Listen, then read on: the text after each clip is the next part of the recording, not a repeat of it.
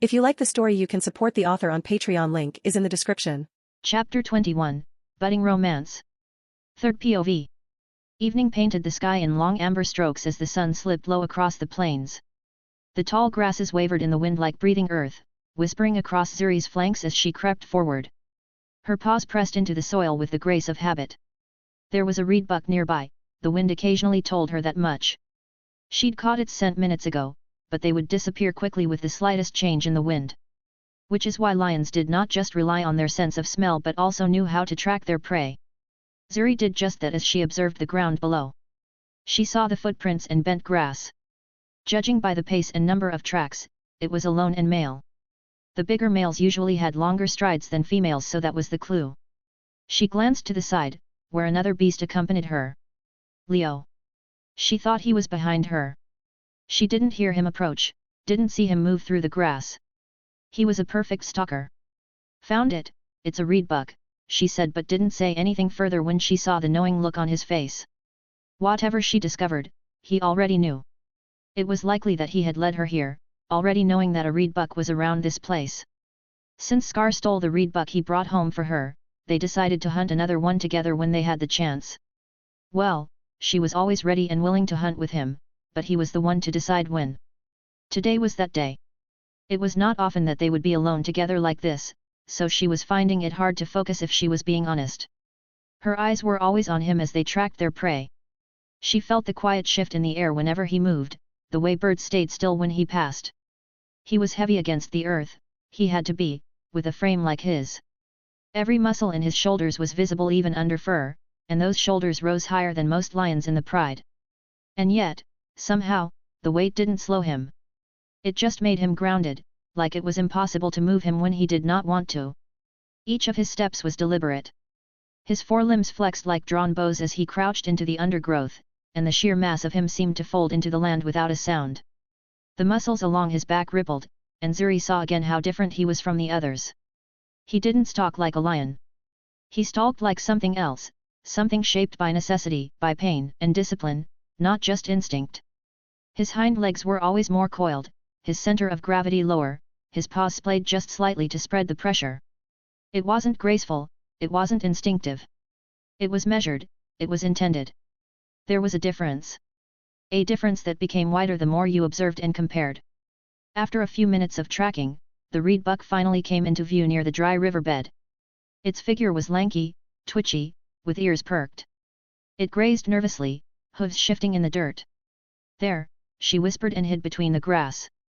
The wind's in our favor, Leo whispered back. Then he moved away from her, flanking the prey from the right. Careful, she said while she stayed lower and waited for an opportunity. Leo almost scoffed at her words. Zuri watched him go, and she was struck by how quietly violent his silhouette looked at a distance. His body cut a shape into the world instead of the other way around. His mane was not fully grown, but already thick around the neck. Her eyes fell on the tail behind him, or at least what remained of a tail. It was short, like the size of a hyena's. It had looked awkward at first, but now it perfectly suited his unique build. That made her recall that fateful day when they had wandered too far and broken a rule they shouldn't have. Leo had borne the consequences of their collective mistake that day. While everyone ran away from the leopard, he had turned and fought. She never quite forgot the sight. She saw his back, standing between her and what her young mind could only describe as death-given form. It was ridiculous to think about even now. A cub no older than half a year, but he had roared and fought like any adult. She remembered the blood that covered his whole body when she saw him again. She remembered the silence of his arrival. How he didn't cry. Instead, he was almost glowing with pride. For he had won and protected her cowardly self. A flick of grass snapped her back to reality. The reed buck raised its head. Zuri shifted forward. She was 30 paces from the prey, and the wind was downwind, so she slowly approached. But before she could pounce, Leo beat her to it. He moved in a blur. He didn't leap like how you would expect. He didn't push himself off with only his hind legs. Instead, 4 of his limbs grabbed the earth, and he propelled himself forward with maximum force. It would be better to say he launched himself, and the ground beneath him buckled when he moved. It wasn't a silent pounce like any other lion would do. It didn't need to be. The reed buck barely had time to turn. Leo crashed into it mid-sprint with a force that sounded like trees breaking.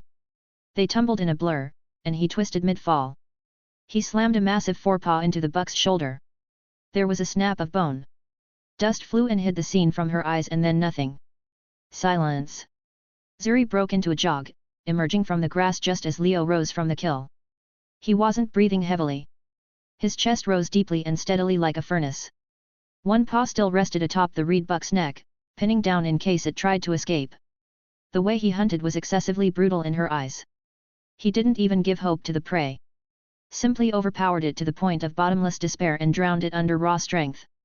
In the end, Zuri didn't have to do anything. She didn't even get to show off in front of him. "Are you good?" she asked. Leo nodded, shaking out his thick shoulders. You could see the way his muscles relaxed and stopped pushing against his tight skin. Shoulders broader than any lion she knew, and paws that were massive and careful in how they stepped back. He looked like something time had carved, not something nature gave birth to.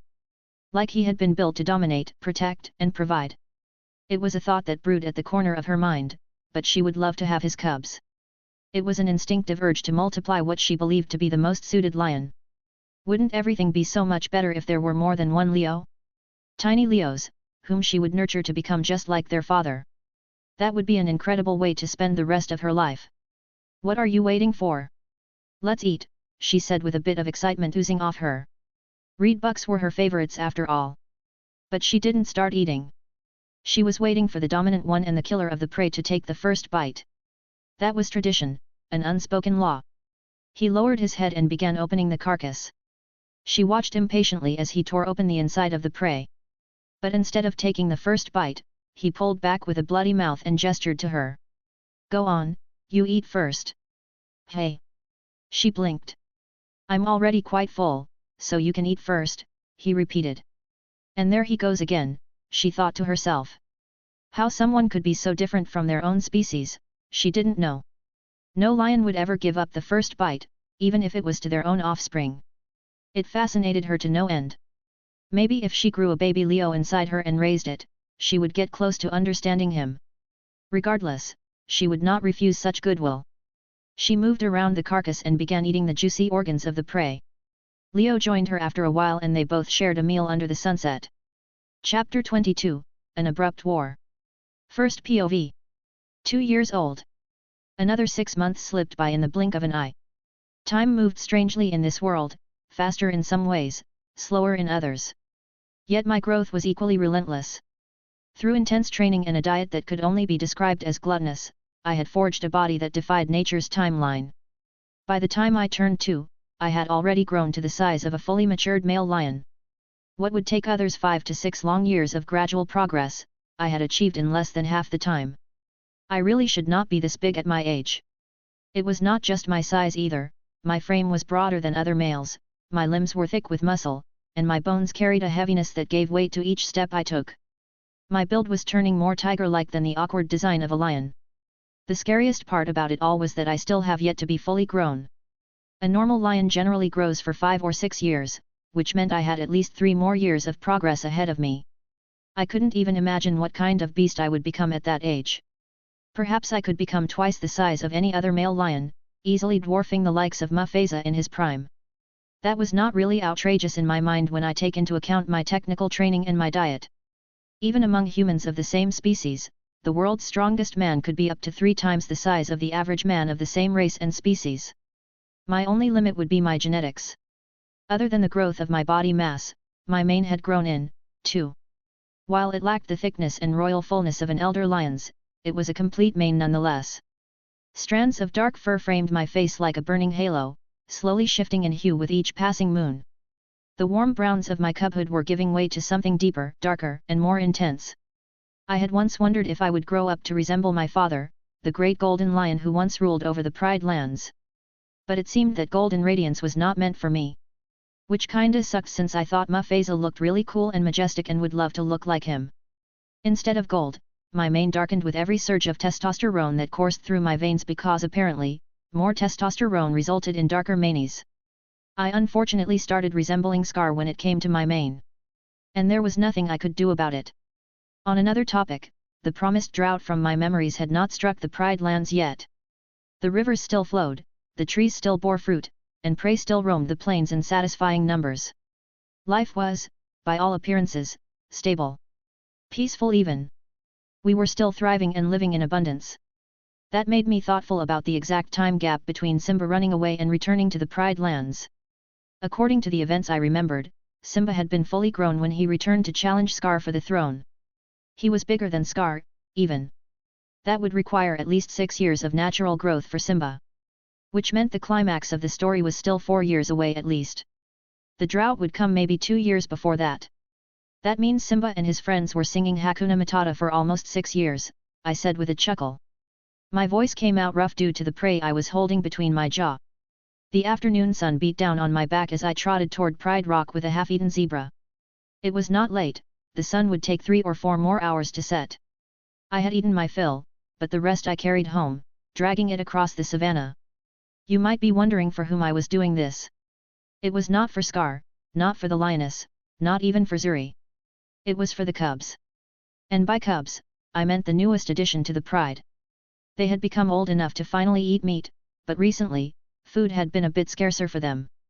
Not because of a lack of prey, but because the hyenas had grown bolder. They often lingered at the edge of our feasting grounds, waiting for scraps and eating everything before the cubs had enough time to eat their fill. They would not die of hunger because of it, but they were not full, and I couldn't accept that. I was the older brother after all, and I wanted them to sleep with full bellies. Whether or not they were Scar's offspring didn't matter to me. Bloodlines were irrelevant when they looked at me with wide, innocent eyes, and tripped over their own paws.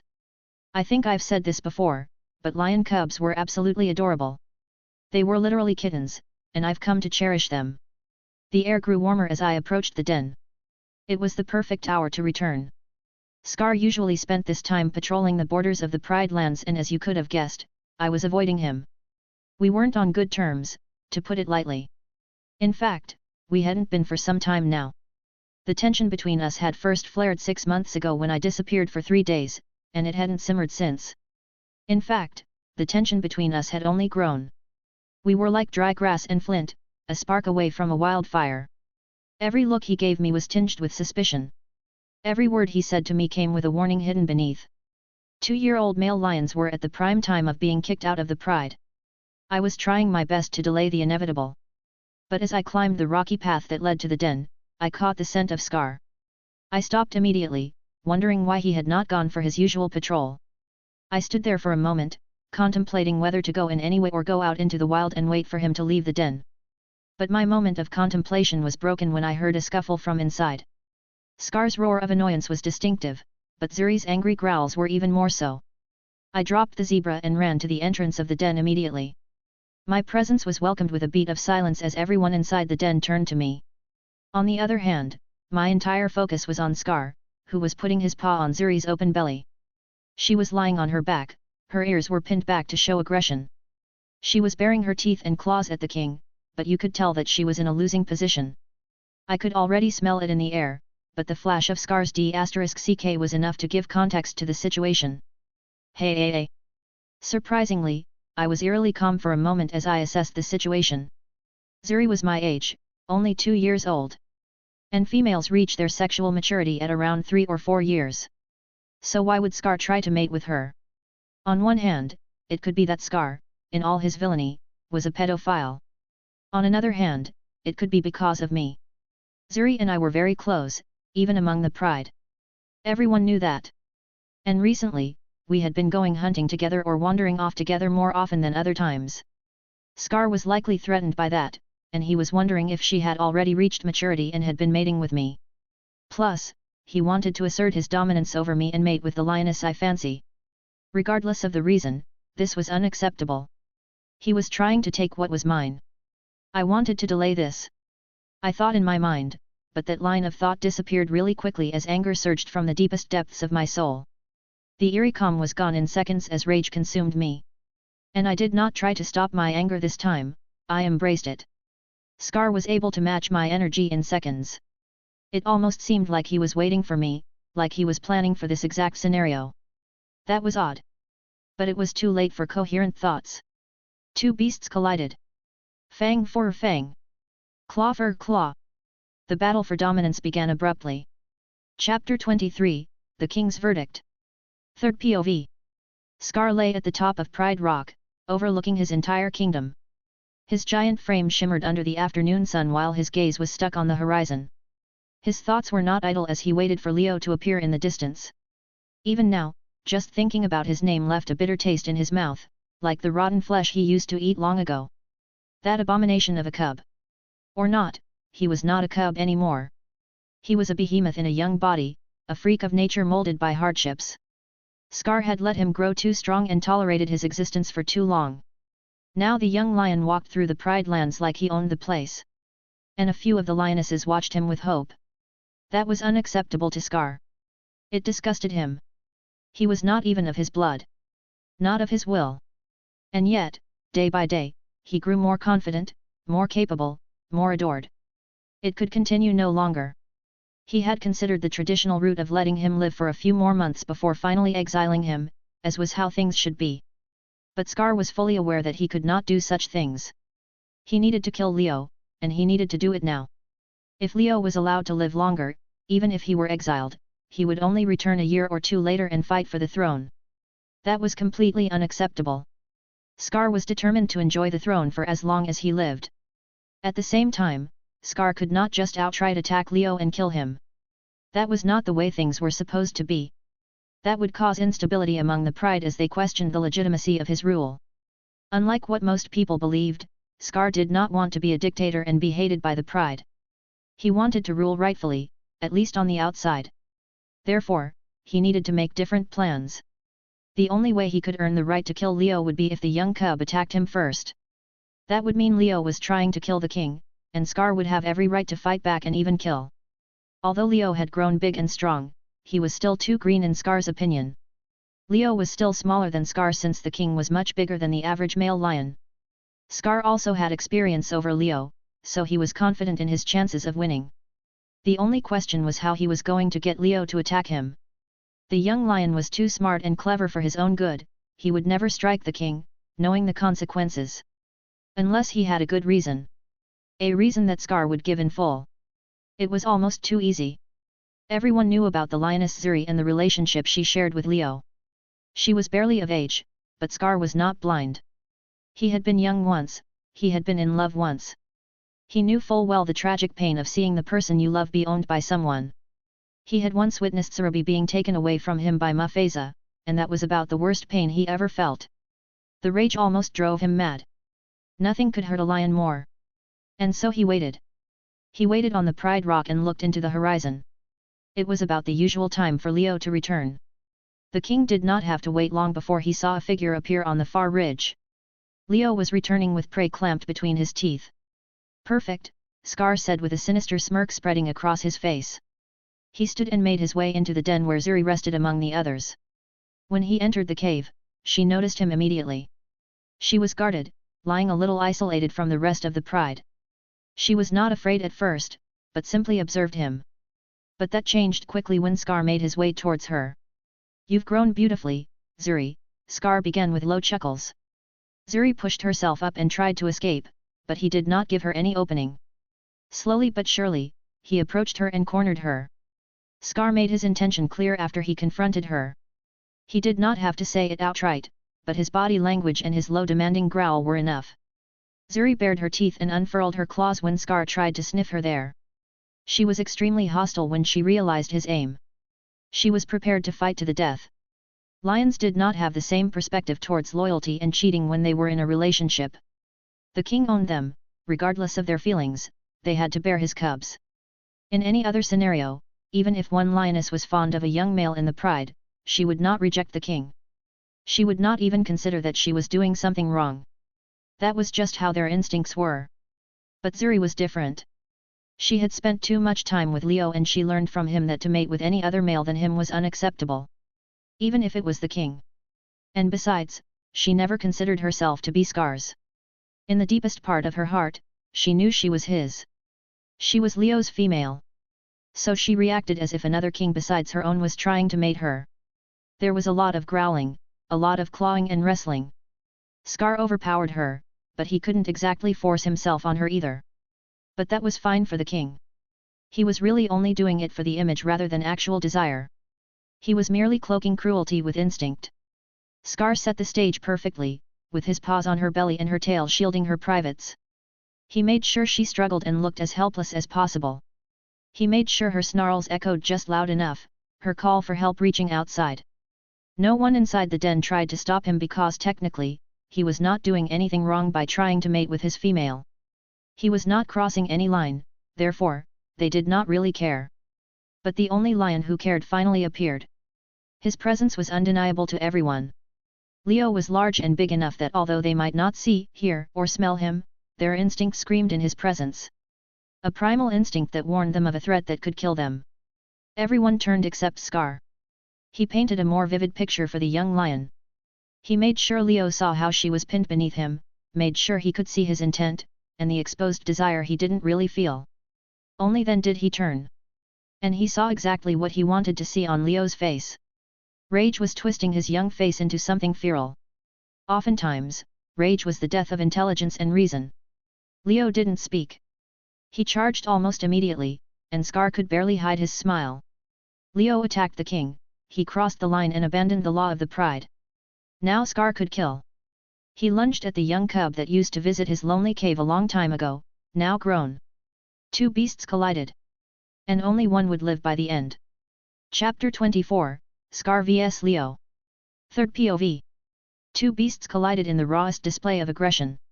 Scar stood tall on his hind legs to build momentum while Leo stayed low for better center of gravity.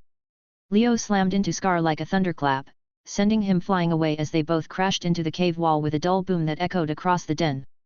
Zuri scrambled out of the way just in time, her eyes wide with fear and awe as the two lions collided. The rest of the pride scattered, a flurry of growls and yelps, instinctively fleeing to the walls or outside the cave. The air was thick with tension and bloodlust. Two apex predators going at each other. It was unlike when hunting prey, where they did it out of necessity with the intention of a swift kill. This fight was deeply personal, and the aim was to hurt each other and make them submit. Leo's brute force was fueled by rage. His mind had no clarity at the moment, so there was no planning or strategizing. His massive shoulders rolled and he clawed into Scar's side. His swing was stronger than it had any right to be due to his adaptation. The sheer force drove the older lion back into the wall. Scar snarled and replied with a vicious swipe of his own. But unlike Leo, who used force, Scar focused on precision in his claws. His claws found Leo's muzzle and drew blood. But Leo did not so much as flinch. Instead, he sank his teeth into Scar's mane-covered neck and yanked hard, tearing out a tuft of fur and skin. Scar let out a furious roar and rolled, slamming Leo onto the rocky ground of the den. Dust swirled and the fragile parts of the stones broke off beneath their combined weight. The first part of the battle was driven by rage from both sides, so it was far from a fight of graceful dominance. Instead, it was a savage, primal brawl. A war of flesh and instinct. The den vibrated with the noise of battle. Both lions produced deep growls that could shake the bones of others. The lionesses formed a loose circle and witnessed the battle. They roared and growled but did not interfere. Nala shielded the younger cubs behind her while Surabhi watched with worried eyes. Scar raised his paw and brought it down on Leo's chest like a whip, aiming for the throat. Leo twisted, clawing at Scar's exposed belly. Their roars mixed low, guttural, bone-deep sounds that did not resemble language. It was the speech of predators. Scar's strength was monstrous, and he was bigger than Leo, who was already the size of the average male lion. But Leo could compete with Scar on equal ground using his trained muscles and unique build. Scar slammed Leo at this time into the rock wall, cracking it behind him. Leo gasped, having the air knocked out of his lungs. He dodged a jaw full of teeth, and the sound of Scar's teeth clashing made a loud snapping sound. Once, twice, and then Leo learned the rhythm, so he lunged at Scar's throat while he pulled back. Leo clamped down on thick mane, barely touching skin. The mane of lions evolved precisely to protect the vitals, and it did its job.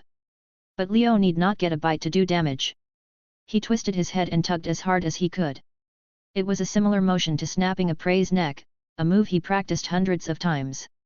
Scar lost his balance and was flung sideways. Before he could recover, Leo used both paws to shove him down on the ground. Leo successfully mounted him and delivered lethal attacks. Claws and teeth sliced and tore at each other in a brutal fight for dominance. At that moment, Scar finally realized how big Leo's paws were and how much weight they pressed down. He felt like he was being pinned down by a mountain. The only thing he could do was reply to every attack that came down on him. But fortunately for the king, his hind legs found Leo's open belly. His claws sank into the softer tissue of the young lion, and Leo released a furious roar that held a tinge of agony. Scar pushed him off his body, but Leo grabbed Scar's face. His claws hooked on the already scarred face of Scar, causing the older lion to echo his roar of pain. They rolled across the den floor, slamming into stone. Growls and roars shattered the air as the lionesses scrambled out of the way. The two beasts thrashed. They were a storm of flesh and bone. It became evident that the place they were fighting in was too small and tight. They were also putting the cubs in danger, so Leo decided to move the fight into a more suitable environment. Leo had less mass than Scar, but he was broader and stronger in ways that were useful in a fight. His distinctive strong limbs controlled the flow of the fight, and he always ended up on top of Scar. The briefest pause of a moment, the slightest opening. That was all it took for Leo to open his jaw as wide as he could and clamp down on Scar's face. One of his canines successfully penetrated Scar's eye and plunged down for a deep and firm hook. Scar trembled violently. His body knew it had come extremely close to death. Then his tempo shifted in a chaotic fury like that of an angry cat. His limbs whipped around, full of claws, and managed several scratches on Leo.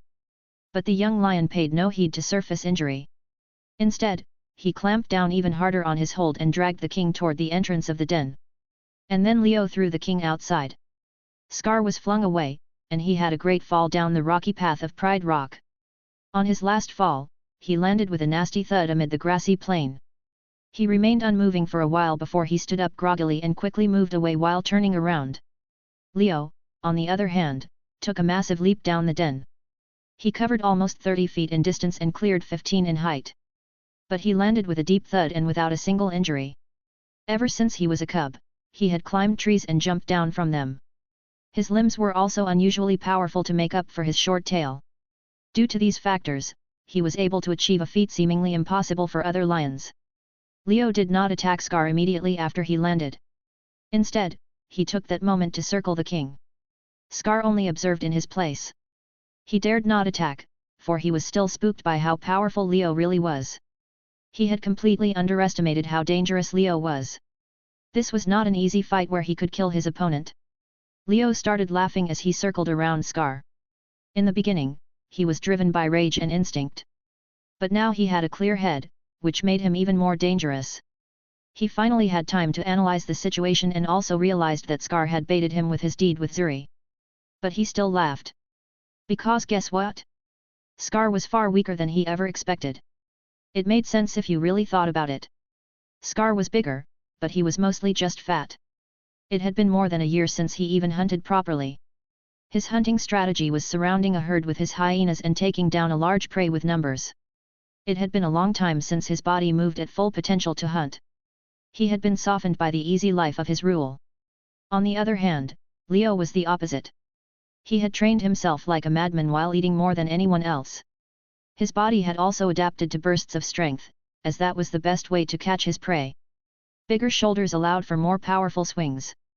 Larger paws meant larger claws. His natural low stature made him almost immovable, while his stronger forelimbs meant greater power with each step. It almost seemed like nature had built him solely to fight. Even in bite force Scar could not compare. The king had been a picky eater. He ate only the softer and juicier organs and meat while he left the rest for others. Prey was abundant enough for him to live like that. On the other hand, Leo chewed on bones just to strengthen his bite force. All this culminated and made Leo the stronger lion, even though he was younger and still visibly smaller. Look at him, he attacked the king and he found it amusing, Scar roared while trying to look powerful. But in reality, he felt like injured prey being circled by a predator. His eyes bled profusely, and he could taste his own blood. It tasted like fear. "You're so pathetic," Leo shut him down instantly. It was his honest reaction to seeing Scar trying to win over the pride when he realized he couldn't win the fair fight. The pride stood silent near the entrance of the den. Some of them climbed down to the rocky path to get a better view of the conflict. Leo was done circling, and he stalked forward slowly, nostrils flaring, powerful chest heaving. His eyes glowed with that light he usually had when he was about to ambush prey. Scar was left waiting in tension. His eyes locked on Leo's paw, fearing that each slow step would blur and launch him forward. But even while locking eyes, he never saw Leo coming because he pushed off with 4 limbs at the same time, a technique unlike anything Scar had ever seen before. But still, the king had pride, so with a roar of desperation mixed with wrath, he lunged toward Leo. He swung his forelimb, but Leo ducked under the swing and slammed his head into Scar's chest like a rhino. Lions were known to fight with claws and fangs, but Leo, with his human mind, had more than just that. He knew different ways to hurt his opponent. His moveset was not limited to claws and bites now that he had a clear mind. Scar jerked and clawed at Leo's back. The young lion continued pushing Scar back, and eventually, Scar bent his body and slammed his teeth at Leo's skull. But the growing dark mane protected Leo from the sharpness of the canines. Leo had been waiting for this moment, so with no wasted movement, he lowered himself and exploded upwards. His skull slammed against Scar's lower jaw. Every reasonable man knew hitting the jaw was a knockout. Unlike other lions who only knew how to cut, pierce or tear, Leo was very aware of the dangers of blunt force. The sound of bone smashing bone could be heard, and Scar experienced for the first time what it was like to be knocked out. He felt the world shifting and he fell on the ground with a thud. He regained consciousness quickly, but by that point Leo was already onto him again. Scar took a desperate position to fight back. It was the same position Zuri took when he tried to force himself on her. "If only I'd known how weak you are, I would have challenged you sooner," Leo said and lunged at Scar. The king lay on his back, teeth bared and claws unleashed. His position was a pure defensive position without an attacking capability. He was able to protect himself from the onslaught, but each second in that position was humiliation for the king. Scar's plan had backfired horribly. But then his salvation came from the mocking laugh of hyenas. Leo was too preoccupied with Scar so he didn't notice. 2 hyenas clammed down on his hind leg, causing him to roar in pain and quickly turn around to assess the situation. In that moment, Leo had another realization. Indeed, Scar had never been the strongest. In fact, he was always weak in terms of fighting. But what Scar lacked, he made up for in other, dirty ways. The battle was over. The war began. Chapter 25, Scar vs Leo, 2. Third POV. The battle was over, and the war began. Leo twisted violently, sinking his claws into the scruff of one hyena and slamming it into the other. They yelped, but more were already pouring in, shadows with teeth and laughter. Scar didn't rise to fight. He slithered back, rearranging his jaw by opening and closing. On the other hand, Leo was confronted by the hyena clan. They were 71 adults 1.5 years ago, but now they were 100 without counting the cubs. Much like the lions, the hyena clan had thrived under Scar's rule. Leo released deep roars that shook the air. His intimidation worked as the hyenas gathered around him without charging just yet. Leo had been bullying them for a whole year, and that caused them to have immense fear and hatred towards the young lion. But the hyenas were slowly drowning him in their sheer number, and soon enough, they would find the courage to attack, and Leo would not stand a chance against 100 hyenas. Zuri roared from outside the den, but the lionesses held her back. "Let me go!" she roared and then turned towards Surabi, "Help him!" But she got no reply. Zuri felt her heart weigh heavily in her chest as she looked at Leo slowly being drowned by the number of hyenas. She was helpless, she didn't know what to do. "There is nothing we can do," Serafina said. "This is a battle between lion kings, it is no place for a lioness to interfere." "What do you mean, Mom? Look at him, he is being attacked by the hyenas. Scar is using underhanded tactics, there is no fight here." Nala was quick to argue with her mother while stepping forward. "Then what do you suggest we do?" Serafina asked her daughter with a stern look. "Help him, of course," Nala answered with a loud voice. "If you run down and lead the charge, how many do you think will follow you?" Serafina asked her daughter firmly. "What do you mean?" Nala asked, ears dropping as she looked around her. Zuri did the same, and they looked at the other members of the pride one by one. There were only 3 who would have stepped forward in that moment, Nala, Zuri, and Surabi. But from the looks on the faces of the others, it was clear. No one else would follow. They wouldn't step up to help Leo. And why would they? This was a battle between lions. It was a fight for dominance.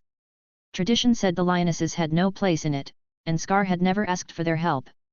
In that way, he hadn't broken any rule. He played the game right, even though he played unfairly. The hyenas were outsiders, and nothing stopped a king from calling on allies if it was from outside the pride. Just as 2 or 3 rogue males could join forces to take down a king, so too could a king call upon hyenas to aid him. Brutal and unfair? Yes. But not forbidden. As long as the pride stayed out of it, it was allowed. But even beyond that, there was a deeper reason why the rest of the pride wouldn't help. They were happy and satisfied under Scar's rule.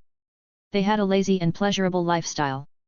And for the first time in years, the pride was truly thriving and not just surviving. Barely any cubs had died due to the presence of Scar and his hyenas, and they were living the best life a lion could live. So why would they throw that away by joining Leo in a losing battle? Even if they rebelled against Scar, 100 hyenas was still too much for the pride. So no one was willing to side with Leo, except for those 3 lionesses. It was just nature to look out for themselves instead of what is right. Leo was without help as he stood against Scar and 100 hyenas alone. This is not right. Please, this is not right, Nala said as they all gazed upon Leo moving away from the growing hyenas. I'm sorry, Nala, there is nothing we can do, Serafina said and rubbed her head on her daughter to console her. Leo continued to release roars and deep growls to intimidate any hyenas that came too close, but it was painfully obvious that his intimidation was not going to last long. Every second that passed, the hyenas grew bolder. Soon enough, they got bold enough to start snapping their jaws at Leo's blind side. The young lion knew that he was in deep trouble now, and his mind worked like a machine to find a way to survive the situation. He looked towards the den and at the pride more than once, but after the 3rd time, he accepted that no one was coming to help him. In the movie, when Simba experienced the same situation, the females, along with other animals, came to help. But the situation was just not the same. The drought had not happened, which made the lionesses unsatisfied under Scar's rule, and Leo was not the fated crowned prince of the Pride lands. So once more, Leo had to grit his teeth and save himself. His eyes turned wildly and searched for Scar. The moment he saw him, Leo immediately ran towards the older lion. If he were to kill Scar, then he hoped the rest of the pride would accept him as the king and help. He swung at some bodies trying to stop him, and he lost the hyena clan easily with his immense burst of speed. Scar was prepared to meet him, and they both lunged at each other. They clashed midair and then fell on the dirt with a thud. Dust rose as they thrashed each other violently. Leo maintained his calm and used tactics to win the fight, not just instinct. Leo twisted his body and aimed his teeth at Scar's spine. The mane was too thick to penetrate, so he went for the open spine. But even so, a lion's hide was made to absorb such lethal attacks. The skin was not stuck to the meat, so it was flexible. Instead of biting through the spine, Leo clamped down on loose skin most of the time. The battle shifted. Instead of a frontal assault, both parties attacked each other's backs. They tried to bite the spine, tear the hind legs, or chew off the tail. Yes, tail. Scar tried but failed to catch Leo's shorter tail. On the other hand, Leo clamped down on Scar's moving tail and then tugged as hard as he could. Scar released a roar of fury and pain. Leo pulled Scar away with sheer power. Scar planted his paws on the ground, but his claws only left a helpless line as Leo began ragdolling him. Leo was not simply moving his neck to thrash Scar, instead, he used his forelimbs to push and explode into power with a rhythmic pattern. Eventually, Scar slipped and fell on the ground. Leo took that chance to mount him and lunged at the neck. His jaw clamped down on thick, dark mane but also caught some flesh, enough to suffocate the opponent. But Leo would never have had enough time to suffocate him because time was not on his side. While he was occupied with Scar, 3 hyenas slammed into his side. Leo immediately released his jaw when he felt a snap in his ribs. He howled savagely in pain and anger as he shifted his focus to the hyenas. Scar took the chance to try and run away. He could no longer contend with Leo, especially now that he was blinded in one eye. His new blind eye was not only affecting him visually but it was throwing off his whole balance and movement. He was just easy prey for Leo at that point. Leo swiped at the hyenas. He caught one at the side, and the hyena released painful puppy sounds and writhed on the ground. It was clear that one swing from Leo had broken his ribs and punctured organs. The other hyenas moved back immediately after that. Leo took that moment to explode towards Scar once more. He reached top speed in just a few bursts and caught up to him. His jaw clamped down on Scar's hind legs. This time, Scar did not release a roar but the closest thing a lion could produce to a fearful scream. He tugged fiercely, trying to escape Leo, but the young lion was clamping down like a crocodile. In the end, Scar escaped, but at the cost of tearing his muscles and leaving a chunk of meat in Leo's mouth. He quickly limped away, but before Leo could follow, more hyenas were on him. They jumped on his back and clamped down on his shoulder. Leo stood on his hind legs and roared before falling on his back and crushing the hyena with his weight. He quickly rolled over to not expose his open belly and fought with the other hyenas. They came like ocean waves, crashing into him from all sides. The longer they attacked, the bolder they got, and the intensity only increased. Leo swiped his arms again and again, his paw caught 3 hyenas at once and another swing felled 2 more. But where 1 hyena fell, 2 seemed to take its place. Leo kicked his hind legs to shield his back, and he would rotate quickly to leave no opening. But slowly but surely, he was being worn down. But by that point, Zuri could no longer simply watch. For the first time in years, something overrode the instinct to survive in an animal. Zuri came down and charged at the clan of hyenas. They were spooked. They howled and laughed as they dispersed before she could get most of them. She came towards Leo, clearing any hyenas that stopped her. The hyenas moved away and left them alone. The situation changed, and the clan circled around Leo and Zuri. Although one female was a small change to the outcome, the hyenas did not attack immediately.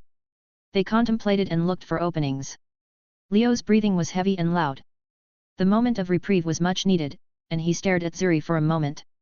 Chapter 26, Exile and Unshaken Promise. First POV. Things were not looking too good for me. The only light in my situation was the lioness that stood protectively beside me. But she was only endangering herself in her attempt to stand up for me. 1 lion against 100 hyenas was dead. 2 lions against 100 hyenas were also dead. Are you okay, Leo? She asked. The small thing, only half my size, was asking me if I was okay or not. I should feel insulted or ashamed, but instead, my heart only pounded in my chest, less heavily. I'm fine, I replied while catching my breath. You shouldn't have come down, Zuri, I said with a tight jaw. I know, was her only reply while she moved rapidly to protect all sides. You should stay, you belong in the pride, I said and came to a decision right then and there. The situation gave me no time to second-guess myself. I made a mental plan in my mind and I did not include her there. I shouldn't and I wouldn't. Are you going to run? She asked and turned to me, are you going to run away? If so, take me with you. No, was my reply. Her face broke and she looked at every part of my face, as if reading my expression because she didn't trust my words. Why not? She was only a teenager, not even an adult yet. I had a better chance escaping this alone than I did with her. I also did not want to put her in danger or risk her life. I did not need help, I only needed time. Because I knew exactly what I had to do. Because I'll come back for you, I said and then touched her nuzzle with mine. I promise, I'll come back, I said and I took a deep breath. I had gathered enough stamina for the upcoming task. I walked away from her while she was rooted to her spot. My eyes swept the land, I looked past all the spotted hyenas and locked my gaze on Scar hiding behind his little army. Scar! I beg you, I roared. Please live well and survive for the next 2 years, I said, and made a promise. After 2 years I shall return to take his life and everything he held dear. My eyes then shifted to Surabhi and Nala standing in front of the den. I hoped they saw the resolve in my eyes.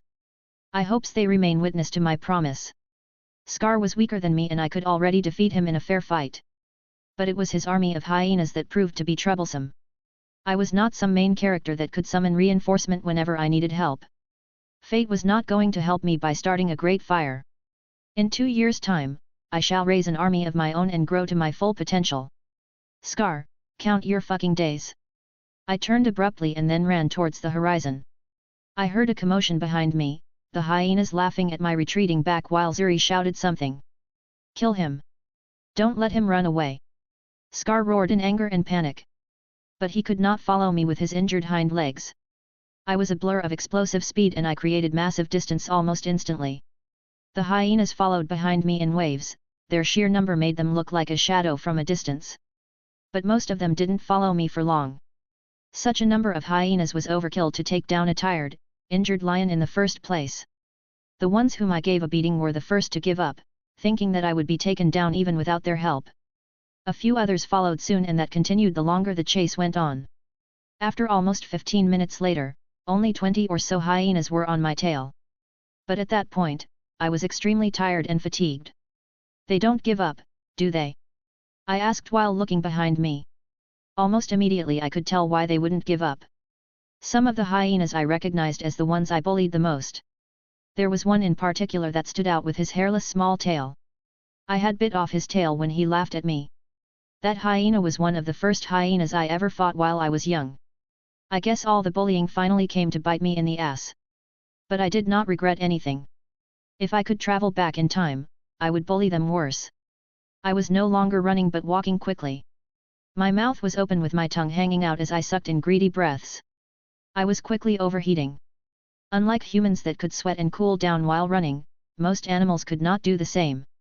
So I needed to rest or slow down soon before I die of heat stroke or heart failure. The hyenas behind me, on the other hand, were faring a little than me. Mostly because they didn't have a fight against Scar like me, and because hyenas were more suited for a marathon than lions. But it didn't matter, as I had reached the place I was aiming for. Ever since the beginning, I did not run in a random direction. Years of training and exploring taught me exactly what I needed to do. I quickened my pace and ran towards the watering hole. When I reached the lake, all the other animals ran. I ignored everyone and dove straight into the cool water. I swam away from the shore, far enough so that the hyenas would not be able to reach me. The crocodiles were mostly sunbathing while the ones in the water dispersed when I dove into the water. I had killed a crocodile not too long ago, and the animals in this world were sentient and smart enough to remember that and not attack me. I stayed in the water and took a moment to cool my body. I panted heavily while wetting my thick mane. I was cooling down at a rapid pace. Not long after, the hyenas reached the watering hole and they stopped at the shore just like I expected. They dared not step into the water. Not only do they hate the water, there were also crocodiles in the lake, so they were afraid to come too close. The hyenas reached the lake one by one, and before long, all 20 of them were spread across the shore. They were like a herd of animals trying to drink water. They howled and made laughing noises. Some of them tried to push each other into the water, urging themselves to take the first step. They made jerky movements as they took one step into the water before running back. "Oi, what do you think you are doing? Come back here or the crocodiles are going to get you." "Haha, I thought lions are brave, but he is running away from us." "Coward cat. Will you dive into the lake after him then?" "Hell no. There are crocs there." "Then you can't really call him a coward, can you? I'm literally just a hyena and he is a lion. You can't stay there forever. We will tear you into shreds." They mocked me from the shore, but I kept my calm and simply observed them. Since none of them wanted to dive into the lake after me, it gave me time to recover. It seemed they preferred waiting for me to eventually come back to land instead. Some of them started urinating on the water, but I still did not react. I calmed myself and my core started cooling. I waited. And waited. And waited some more. Until eventually, I recovered. I counted the hyenas on shore and made sure that the number had not increased yet. Luckily, no reinforcement came to help them. They must be confident that 20 of them could take me down. I contemplated for a few seconds, weighing my chances. Against 100 hyenas, I stood no chance. But against 20 of those nasty beasts? I liked my chances. So I took action. Asterisk splash. Asterisk. I splashed the water and waved my arms around, as if something had caught me and was drowning me in the water. The hyenas immediately took notice and observed me closely. I continued acting as if a crocodile had finally attacked me. I released a few roars and even fought the invisible enemy. The hyenas laughed and stomped on the water. They unconsciously stepped into the water to take a closer look at my unfortunate fate. "I told you the crocs are going to get you. Look at him. Look at him. That's what you get, tailless bastard." And then I plunged down. The laughter of the hyenas sounded muffled underwater and I slowly made my way towards them. The water was muddy from all their movements, so they never saw me coming. A moment of silence, and when I finally reached the shore, I exploded out from the water. I released a deep roar and swung my paw at the closest hyena. He was laughing a bit too much, his jaw was wide open. When my paw hit him with full force, his lower jaw tore off and flew away in a bloody splash of gore.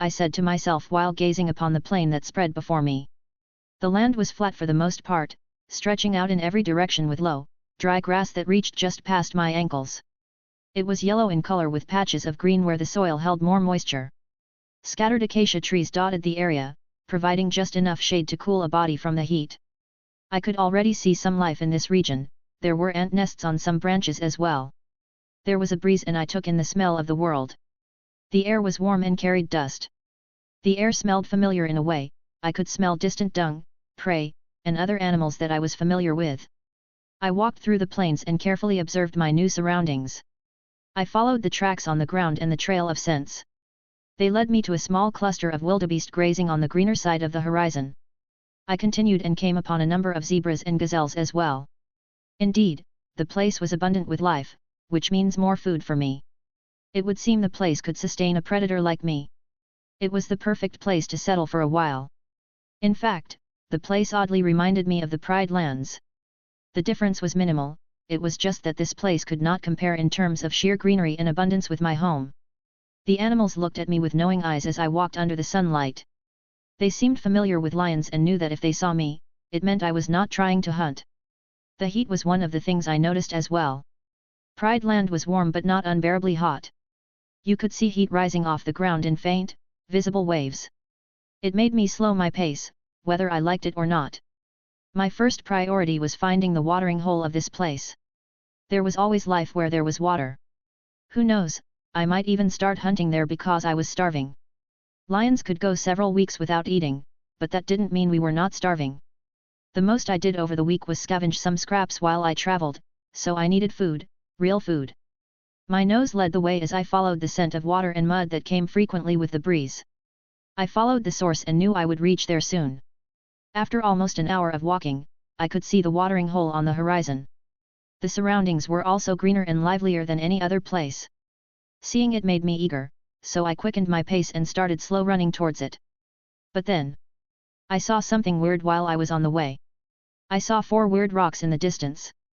The size was large enough to call them boulders, but they were almost triangular in shape. They also seemed to be moving with the wind upon a closer look. What is that? I asked myself and slowed down. I could not even look at the watering hole in the distance anymore. I was completely focused on this new weird thing I saw in the environment. When I got even closer, I finally saw something that completely baffled me. It was a strange, rectangular creature the size of a rhino. It had big black round things for legs. Then it clicked.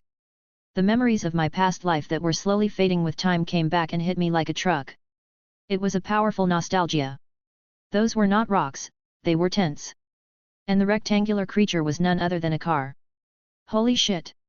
I found humans. Author, perhaps some people don't read the author's note so I'll say it again. No NTR. No NTR. For both Zuri and Nala. The explanation could mean anything. Lioness don't mature sexually until 3 to 4 years old, by which time Leo will return. Lions don't grape, literally why they have to kill cubs to make the female in heat and want to mate, etc. Whatever the explanation is, I will address it when the time comes. So just rest assured FR and chill with the negative reviews talking about NTR. Let's not do this again. Whatever the reason will be, I will address it when the time comes.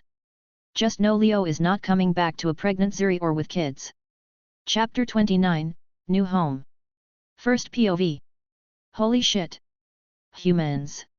For a moment, I froze completely as my brain went haywire, thinking of other things and saving no brain power to control my body. But then I shook my head and shrugged off the useless thoughts that orbit my mind. I started thinking logically instead of just being surprised. Of course, there were humans in this world.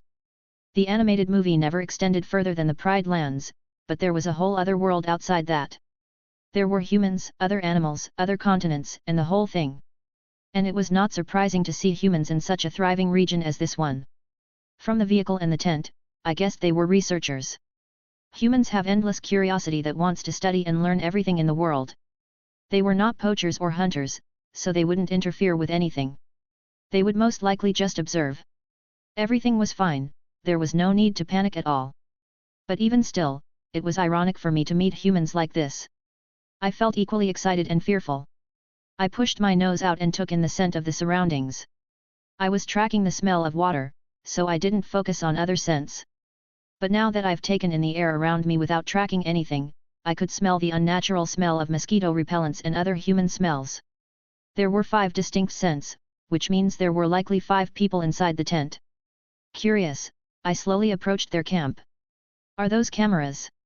I said upon taking a closer look at the car. There was a bunch of equipment on the vehicles, but the thing I recognized was the camera. Perhaps they were not only researchers but photographers as well. A group of wildlife photographers. "Oh fuck me!" something said. Something that was not me. I stopped and stared at the man that just spawned out of nowhere from the front of the car. The man was a black and he was sitting in the driver's seat. I could understand him as well. It felt odd, but 2 years was nearly not enough for me to forget English. I huffed out a chuckle seeing the blood drain from his face. He was frozen on the spot and I could almost smell fear on him. We locked eyes. He looked at me with wide terrified eyes while I simply observed him, getting increasingly amused. I moved towards him ever so slowly. "Guys! Guys! Guys!" he screamed with a straight face, trying not to rile me up even while he panicked. Someone seemed to hear his call as there was movement inside the closest tent. Another man came out with annoyance clear in his movement. "What?" he asked, and when he saw me, he froze much like the first man. "What is it?" Another movement, this time it came from the next tent. A woman walked out wearing sunglasses. She also froze much like the people that did before her. For a long time, we all just stood there. No one made a move. They were too afraid to make any sudden movements while I was too amused to do anything to shift the dynamic. "Don't worry, I've tried monkeys and I didn't really like the taste." "I'm sure you taste similar," I said and laughed out loud. They did not understand lion language, but they heard my deep huffs which I called a laugh. They seemed even more unnerved by the situation. "I told you we should have hired a ranger just in case," the black man on the vehicle said with a frustrated, fearful voice. His tone was hushed like a whisper but the volume was shouting. "Just stay calm, if it wanted us dead we would already be," said the man in front of the tent with a careful, timid posture. I turned my body towards him and I took 3 steps forward. My eyes carefully observed him. It was strange seeing a human from an animal's perspective. They were ugly. Like worms. In nature, strength and survival was beauty. But humans did not have claws, fangs or fur. They looked so vulnerable that it was a little strange. That made them unappealing. "Oh God, please don't eat me," the man said, or was it a man? Upon a closer look, I realized that he was very young. Probably a teenager. "I'm too young to die, I can't even drink yet," he said with a shaky smile. I ignored him and turned to the final human. It was a woman, but unlike the previous 2, she was looking at me with awe and wonder. I noticed she had taken off her sunglasses. I barely saw a flicker of fear in her eyes. Interesting. I walked towards her. The man flinched and trembled when I walked past him and went closer to the woman. Her breath hitched when I stopped in front of her. I was close enough so that she could feel my massive presence. The fear in her increased, but so did the wonder and amazement. I blinked at that, confused. If it was my past life and I saw myself, I was sure I would be shitting my pants right now. At my current size, I was easily twice her weight. Even when she stood upright, I reached her chest while standing on all 4. "Oh wow, look at you," she said and swallowed with a shaky breath. "You're unlike anything I've ever seen before, so different in body structure compared to the rest. Does it have something to do with your tail?" She asked herself to deal with her nervousness and panic. She slowly moved her hand down to her pocket and took something out. I thought it was going to be a gun or a weapon, but strangely enough, she took out a small note and a pencil and started scribbling on it. Crazy bitch began sketching me on her notebook. I guess she was one of those girls insanely passionate about certain things. I heard movement to my side and we both turned to look at the third tent. I saw a small head peeking out from the tent. It was an aged man from what I could tell. He looked at us for a few seconds before silently pulling back into the tent and zipping the entrance closed. As if that was going to stop me. I shook my head and turned away from the woman. I looked around the camp one last time before I walked away altogether. Although meeting humans was interesting, it became dull when they were that scared. Besides, they were still part of nature, so nothing too groundbreaking. Instead, I focused back on the watering hole. My priority should be quenching my thirst and catching a meal as soon as possible. I left the humans to their own devices and walked to the watering hole. The place was a little different from the one we had in the Pride Lands. Instead of a lake, the watering hole seemed to be the leftover of a massive river. I'd assume it was a river during the rainy seasons and dried up during the dry seasons. There were some animals on the edge, taking hesitant sips of the muddy water. I did not see any crocodile on shore, but from the behavior of the animals, I assumed there were crocodiles in the water. The prey animals moved away when I came close. I drank the water while keeping a keen eye on the water surface. If I saw the simplest wave or movement in the still water, I would move away. The crocodiles here could be like the ones back home. They could be aggressive to all creatures that came too close for all I knew, an opportunist predator that will eat anything. Therefore I was cautious. After I was satisfied, I walked around the watering hole. I was on a constant lookout for opportunities. I was not exactly in top condition and I was tired from the travel, so I would prefer if there was a sick, old, or injured prey that I could take down easily. But even better, if I saw another predator eating food, I could steal it from them. Nature said all was fair, and stealing prey from other predators was definitely not beneath me at this point. I laid down under the shade of a tree near the watering hole. I panted to cool my body heat under the searing temperature of the savannah. My eyes were in a constant lookout under the shade. I would hunt after I cooled down and rested. The region was still completely new for me. I did not know where most herds graze, I did not know where the prey sleep, I did not know their routine or their routes. That would make hunting much more difficult and I might need to put even more effort than I usually did. Hello. I heard a voice coming from the top of the tree. I looked up to see a big mean-looking vulture sitting in one of the branches. Hi, I said back, unsure. You new around here? It asked me. Strange, I never really talked to birds before. The only one I could remember talking to was Zazu, but he was eaten not long after Mufasa was killed. He was trying to be sneaky for Surabi and that did not work well for him. Scar ate him but didn't even swallow. He threw the bird up after chewing a few times. The disgustingly brutal scene was still vivid in my mind. Yes, I said. Oh. He said. I felt like my answer was exactly what he wanted to hear. This is gonna be a good meal, he whispered to himself while looking at my form up and down, just like how I would look at my target prey in a distance when I hunt. Anyway, welcome to Serengeti, new blood, he said with a wide, unsettling smile. Chapter 30, A New Pride. First POV. Opportunity comes to those who wait. Asterisk splash. Asterisk. My ears perked up and my body also postured upright upon hearing the sound. A small smile graced my face as I looked at the scene unfolding in the watering hole. While a herd of zebras were taking turns drinking, the water suddenly came alive and a reptilian jaw clamped down on the front leg of one of the zebras. Chaos ensued as every other animal nearby ran far away from the water. Even the zebras did not try to save their friend, they ran away. Every creature only lives for themselves. The zebra released an agonizing sound. It sounded similar to the neigh of horses but with more shrillness and pauses. The closest thing I could compare the sound to was a broken engine that wouldn't start properly. The prey struggled fiercely, kicking up dust and splashing water simultaneously. But the crocodile was just as determined to not let go of its hold. The jaws of crocs were designed to hold prey and never let go. I watched with tight and ready muscles as the two animals struggled against each other. It was like watching life and death compete in a tug of war. Nature dictates that for one to live, the other must die. The crocodile just hung on to the zebra, using his body weight to make sure the prey never escaped. Therefore, after 2 minutes of struggling, the zebra got tired. Right then, the crocodile started using its strength and tugged the zebra into the water. It was not a swift pull, the crocodile could not overpower a full-grown zebra that easily. It was more like persistent tugging.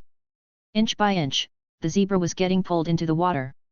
And when one of its feet was in the water, the tugging war immediately became favorable for the crocodile. The zebra slipped on the mud and started losing himself. It was going to die, you could see that it was inevitable. It was at this exact moment that I decided to move. I shot out from under the shade and ran towards the crocodile. I released a rugged roar. 2 of my feet went into the water and created splashes upon my wake. When I reached the scene, I slammed my paw at the head of the crocodile. The attack exploded in the water. I felt the tough armor of the prehistoric lizard, but the sheer force behind my attack was enough to send the crocodile reeling. It released the hold it had on the zebra, letting the prey run away.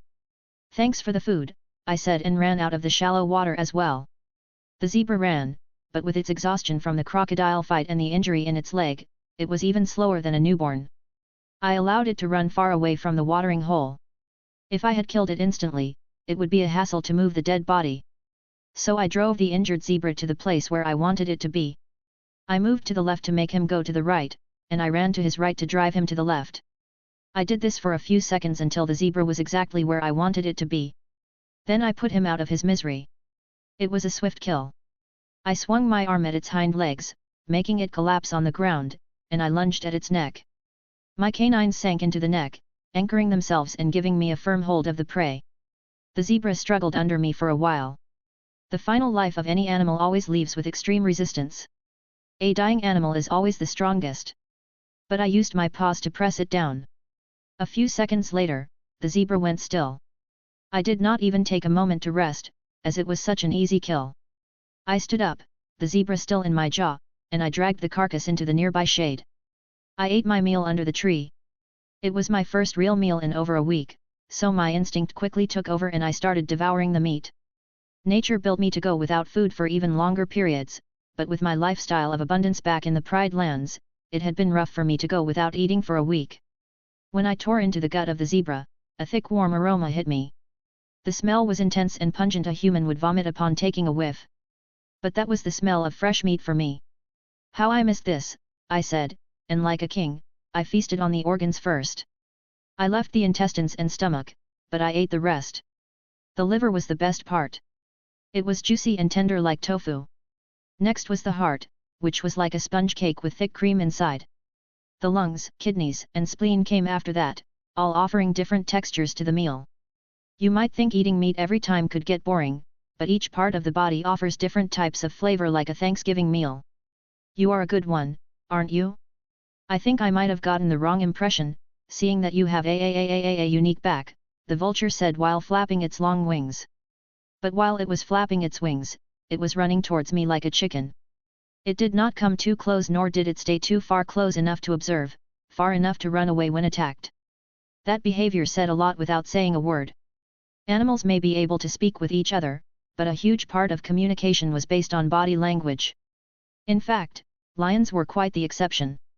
We were social creatures, and among the pride, there was a lot of talking. But you wouldn't see that much in other animals, even those living in a herd. So you should be able to understand my feelings when the damn vulture kept talking to me. It was quite talkative. "What do you want?" I asked while lapping up the blood inside of the zebra. The blood was thick, and it was so red it almost looked black. This kind of blood was also one of my favorites.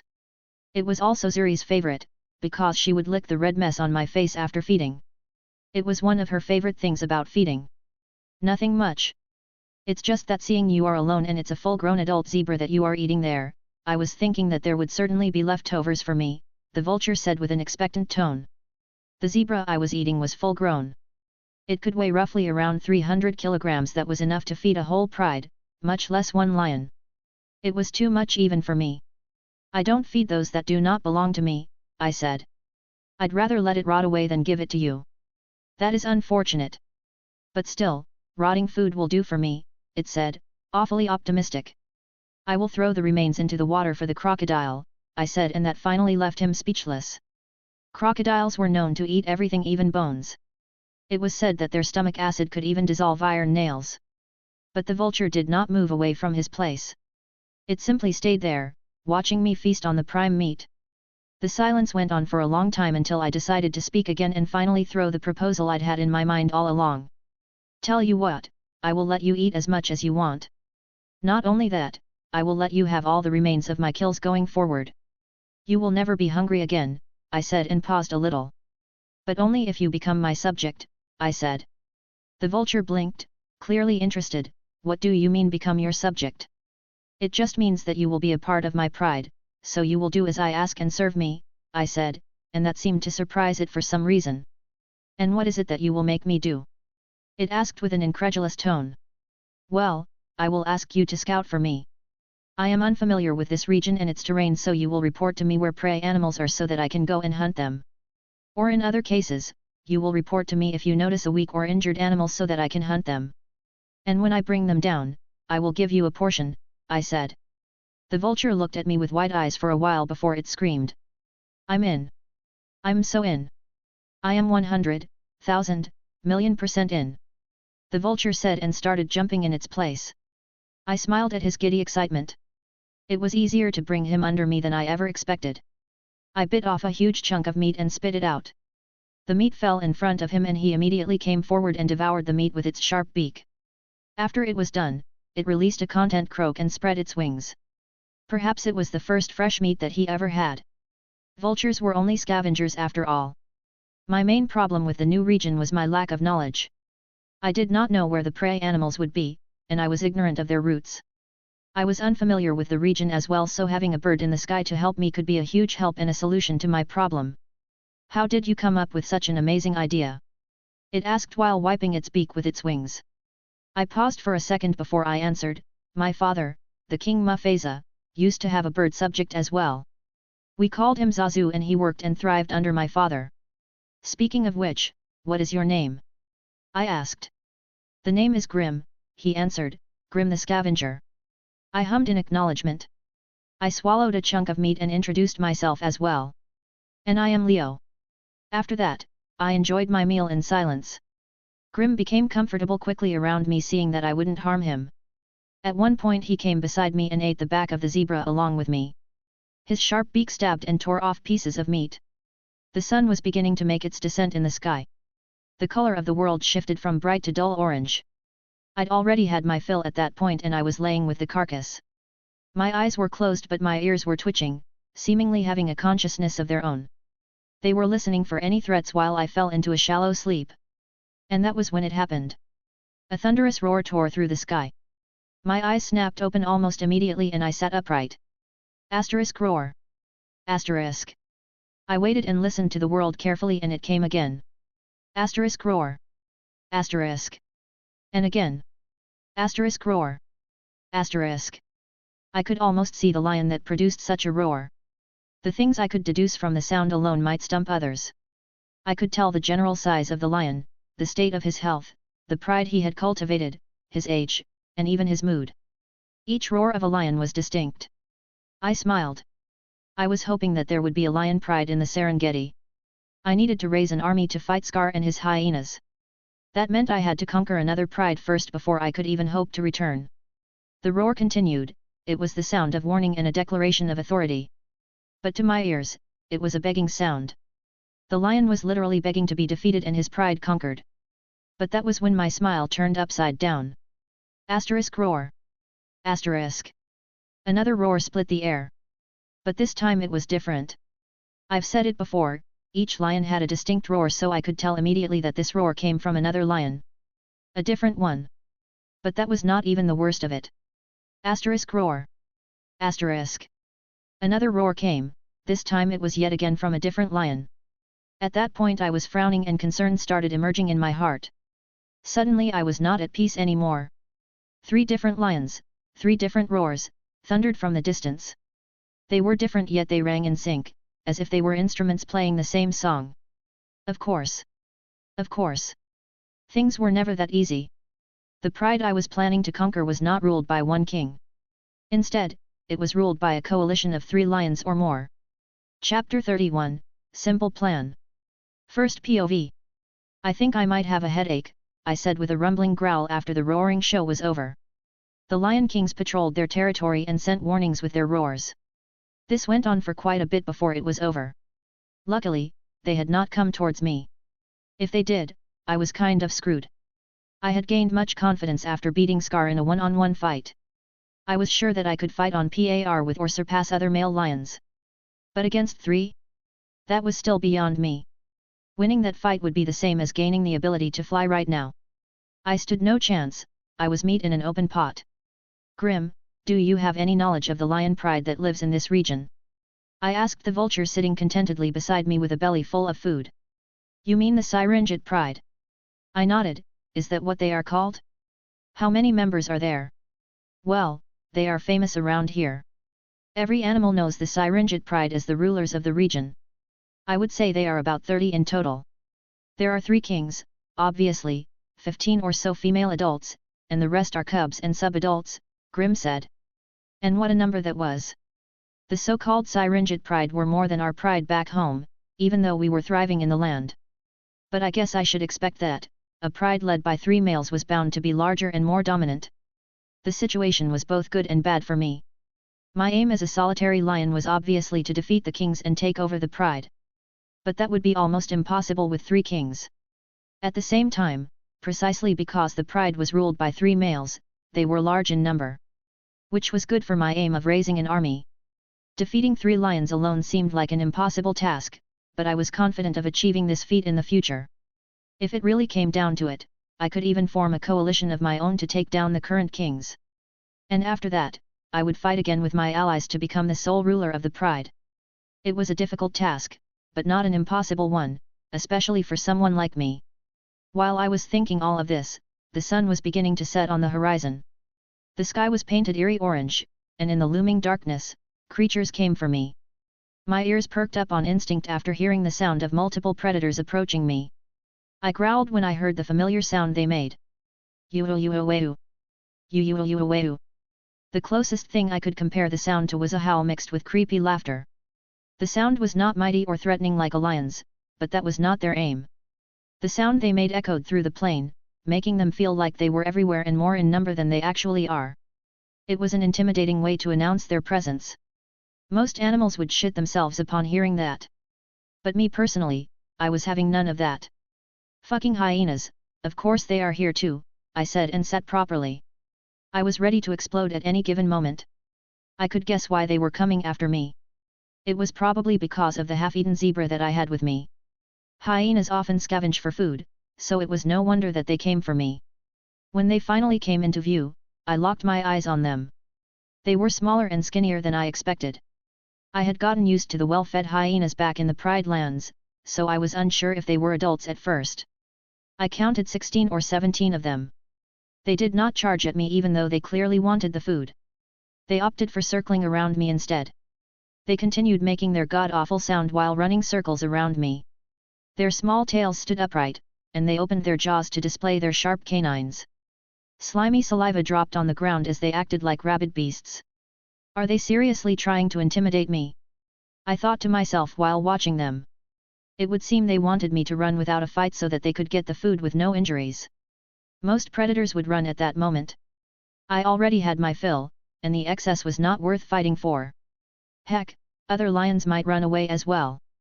Not me though. I had serious beef with their kind. And they posed no threat to me.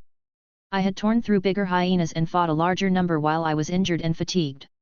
What were 16 of them going to do now? Eventually, they realized that I had no intention of leaving, so they moved to attack me.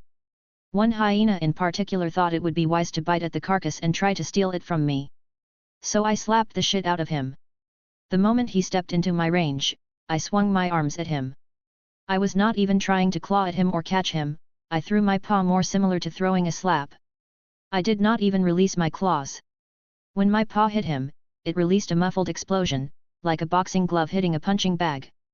The hyena froze, as his brain was rattled. His muscles tensed, causing him to shit himself and pee in the process before he fell on the ground, unconscious. Like I said, I slapped the shit out of him. There was silence. A long silence that stretched for a really long time. The unconscious hyena eventually woke up and he ran away immediately, but not before slipping once or twice due to the dizziness. After that, none of the hyenas approached or came close to me. They knew I could not finish the whole zebra, so they lingered still. If you saw someone knock out one of your friends with one swing, it would really work to demotivate any conflict. I was still too full to move around, so I did not chase them away. Instead, I relaxed under the tree and rested for the night. Grim, do tell me if they try anything fishy, I said. I was still unfamiliar with the region, and none of the animals knew who I was. But tomorrow would mark the beginning of my life here in the Serengeti. The plan was simple. Thrive, conquer the foreign pride and go back to the Pride lands to kill Scar with my pride. For now, I rest. Chapter 32, First Day. First POV. There was strength in numbers. A group will thrive when individuals fail. This was a known fact even among the dumbest animal in the savannah. I had almost never struggled with other animals of a different species in my life. A lion was feared and respected. Not just that, a lion almost always belonged to a bigger pride. But when the safety of the pride was gone and other predators knew that I was alone, they were more daring than I could ever believe. Even if I were an apex predator, the fact that I was alone seemed like a glaring weakness. So around midnight, the hyenas began making their move again. The sound of their creepy laughter and broken howls made it impossible to sleep through. I opened my eyes in the dark. Lions had incredible night vision, so I was able to see almost as clear as day. The 6 or 7 hyenas that lingered around me had multiplied many times over. I did not know exactly how many they were since some were behind me, but I would assume they reached 30 in total. I slowly rose from my sleep and released a low, rumbling growl to show that I was alert and ready. The sound of my growl was easily below the edge of human hearing, meaning they wouldn't even hear the sound. Low vibrations travel for longer distances, so my boiling growl, which seemed insignificant compared to a full roar, could still reach up to a mile. It was a vibration that sent a message through the literal bones of the hyenas. The last warning before I lose patience. The hyenas were scared, and some trembled. But when they looked at the numerical advantage they had, they wanted to try their luck still. It seemed I had not only underestimated the animals of the outside world, but I also underestimated how hard life was outside of the Pride Lands. Serengeti and the Pride Lands were almost identical, but due to many other factors, life and prey were vastly more abundant back home. Surviving was not easy here in this region, and a half-eaten zebra was more than worth risking their life for. A fight broke out in the middle of the night, and I welcomed it with open jaws and bared teeth. I believe it was my first fight over a carcass. I would learn later on that a predator of one species stealing the kills of another was all too common in this land, so it was no surprise I was attacked. They surged forward in waves, looking like demons that broke through the night. But the situation was all too familiar to me. I was in an almost similar situation, but worse, just the week prior. And since then, I have been thinking about ways I could have fought better. Kinda like how you came up with better replies during a shower when the argument was already over. Only this time, these new hyenas were giving me the golden opportunity to test my replies. The sounds we made were nature at its most violent. The silence of the night seemed to amplify the sound of the battle. The whole fight did not last long, not even half an hour. I did not suffer any injury as well. I was designed to bear the bite of bigger teeth and win against stronger foes. A stronger bite force was useless when they did not have the power to bite and pull with raw violence like lions do. A jaw that could snap bones was nothing when they could never land a clean bite. In the end, even the small advantage they had was for chewing the leftover bones on my rotting waist. A few hyenas went to sleep that night, only to never wake up again.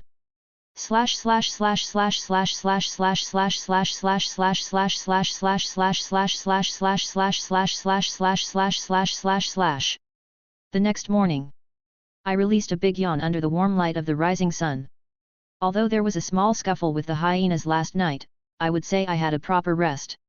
I looked around at the similar yet unfamiliar environment I found myself in. The vulture was nowhere to be found, so I was alone. The zebra carcass was still in front of me, but the meat was no longer fresh. There were hundreds of flies buzzing around the carcass, and I could see some insects like a colony of ants trying to scavenge on my food. I looked further and saw 3 dead hyenas at a distance. They were nearly dead when I left them, but it seemed they had crawled even further away from me with their dying breath. The battle was not grave, and I suffered almost no consequences, but it made me learn a few things about Serengeti. The predators here were more aggressive and desperate than one would expect, which hints at prey being more scarce or at least harder to hunt. I would confirm the latter when I go out to hunt myself. At the same time, I wonder if such fights could be beneficial for me in the future. I had been training myself most of my life, but the number of times I've been in battle could be counted with one hand. So perhaps this kind of conflict could be good to gather battle experience. There was no risk of death, but much to learn. I said there was risk because the hyenas never tried to kill me last night. Although they attacked, their aim was to steal my food. If I had lost the fight, I could run away, and they would be content with their success of driving me away from my food. They wouldn't come after me like Scar's lion did because there was no command or personal issues. It was just survival. Maybe I could seek such conflict as a part of my training. I spent the morning having such thoughts and eating the zebra again. I ate as much as I could and left the rest for the savannah. The zebra was around 300 kilograms, but that was accounting for their bones, guts, skin and every other part that was not meat. I ate most of the good chunk of meat and organs and abandoned the rest to the savannah. The food in my belly should last me a few days. So in the meantime, I was going to explore the Serengeti landscape and get myself familiar with my new home. The sun was slowly climbing in the sky as I roamed. Chapter 33, Hunting. First POV. 2 years and 1 month old. It's been 5 days since I came to the Serengeti, my new home. And from the explorations I've done during the past few days, I could say that the Serengeti was infinitely bigger than the Pride Lands. Like seriously, it's baffling how big this place is. There was virtually no end. It was unlike the Pride Lands, where you would eventually stumble upon the unforgiving cliffs no matter which direction you went. It was like solid ocean in its endlessness. But perhaps it was the Pride Lands that were weird and not the other way around. The vastness of the land posed some expected troubles for a predator like me. For example, tracking prey was much more important when hunting. The wide area also means that preys were spread around, so opportunities were limited and scarce. I was starting to understand why those hyenas were so persistent in stealing my food. Prey doesn't come by so easily, so food was precious. It was a seemingly easy concept to grasp, but as a cub that grew up under Mufasa and Scar's reign, I was a little slow in this regard. I fought for food, sure, but I fought for excess food for my growth. The other animals here fought for food barely enough for survival, there was no excess. I was starting to realize how spoiled I was. It was funny, but not in a way that made me want to laugh. After 4 days of not eating anything, my stomach was starting to demand food once more. Hunger grew at the pit of my stomach like a bottomless abyss. Any other lion could go a week with the amount of food I ate, but I was growing and needed more food than the rest. The injuries I sustained from all the conflicts that happened recently were now healed. I was hungry and my body was in its prime state to hunt. So I jogged across the plains with my ears and nose tracking prey. But more than that, I was relying on Grim to lead me towards the prey. How far? I asked the vulture flying overhead. You're almost there. They should come into view pretty soon, Grim replied and flapped his wings to fly even higher in the sky. Having a bird as your scout was an absolute cheat code. I could understand why Mufasa kept Zazu alive all those years and made him the advisor. Without the help of Grim, it would surely take me more time and effort to track down the herd. This world was not Disney, but it was not exactly like my past life either. There was a middle ground where the supernatural settled in reality. There was enough room for me to take advantage if I lived smart. Just the fact that all animals share a common language and can communicate brought a whole new realm of possibility to explore. Scar allied with hyenas, Mufasa did with a monkey and a bird. Perhaps I could go even further than that. I wonder what would it take to ally with an elephant. Maybe I could threaten to kill their baby if they don't listen to me. Better yet, what if I kill the baby and make them hate lions in general so that they would attack the Serengeti pride? While endless thoughts, some stupid and some revolutionary, orbit my mind, I finally reached the herd of prey. I could see them grazing on the green plain from a distance. Look at them, food with legs, I commented while licking my lips. But upon closer inspection, I realized what type of animal the herd was and my good mood plummeted instantly. A herd of impala, seriously? I said with a sigh. There was nothing wrong with having an impala as dinner, but there was something peculiar about them. And that was, they were one of the most difficult prey to catch. Impala were extremely agile and they had this way of running in a zigzag instead of a straight line. One could say that they were mixing leaps with running to change direction during a sprint. Even cheetahs struggled to catch them. But that was not the worst part. The worst part was how cowardly they were. Impala were known to be quick to flee. They move in close-packed herds, and if one among hundreds of eyes saw you, it was over. Well, I was always known to be a great stalker. I thought to myself and headed down towards the herd. I kept low to the ground, my wide shoulders spread and allowed a low center of gravity. My giant paws spread my weight on the earth so that I moved without a single sound. I was low enough that my belly brushed against the cool blades of the tall grass. Every step was a whisper, every breath a measured ghost. I was the very definition of stealth, with the kind of movement I've earned by practicing 1,000,000 times. If anyone had watched me, they would have thought I was born for this. Which was not far off. I forged myself into this. But even with all that, it wasn't easy. This wasn't the Pride Lands. The Serengeti had a different rhythm and a different flavor in the air. The ground was rougher, more uneven. The breeze wasn't a consistent companion, it was more like a sly trickster that changed direction randomly. I couldn't predict it. I didn't trust it. It felt like the land itself was against me. Still, I inched forward with my eyes fixed on the herd of impalas grazing near the richer grass. They stood in a cluster so it was hard to pick one target. Therefore I approached them as a whole. My ears rotated and filtered the sounds. Birds, insects, the gentle murmur of hooves shifting on earth. No alarm yet. Good. I checked the wind with a flick of my tongue. Still blowing across my left shoulder. Not ideal, but I could work with that. I moved even closer, with my back paws falling in the same spots as my front. Those places were without a twig or dry leaf so they don't make a sound. I was so silent I could hear my own heartbeat. And then an ear twitched. A head rose. Another followed. Then a third. I stopped moving and lay down on the ground. I did not know where I went wrong, but somehow some of the impala noticed my presence. They moved their head with jerking motions. They looked everywhere, which told me that they didn't know where I was. But then one of them released a snort and they all flinched. They did not run, but they quickly moved away from their position. I could read their body language, so I knew they were even more guarded and alert. I watched them move away from the spot and choose a further place with barely any grass or bushes which I could use to sneak up to them. At that point, it was no use hiding, so I sat upright. My face was twitching and I was totally speechless. Because I realized they never sensed me like at all. It was akin to one of the impala saying he had a gut feeling, and they all heeded his words and moved away. What the actual fuck kind of instinct was that? They took being cautious to the next level. Who do they think they are, Batman? Unbelievable, I whispered to myself.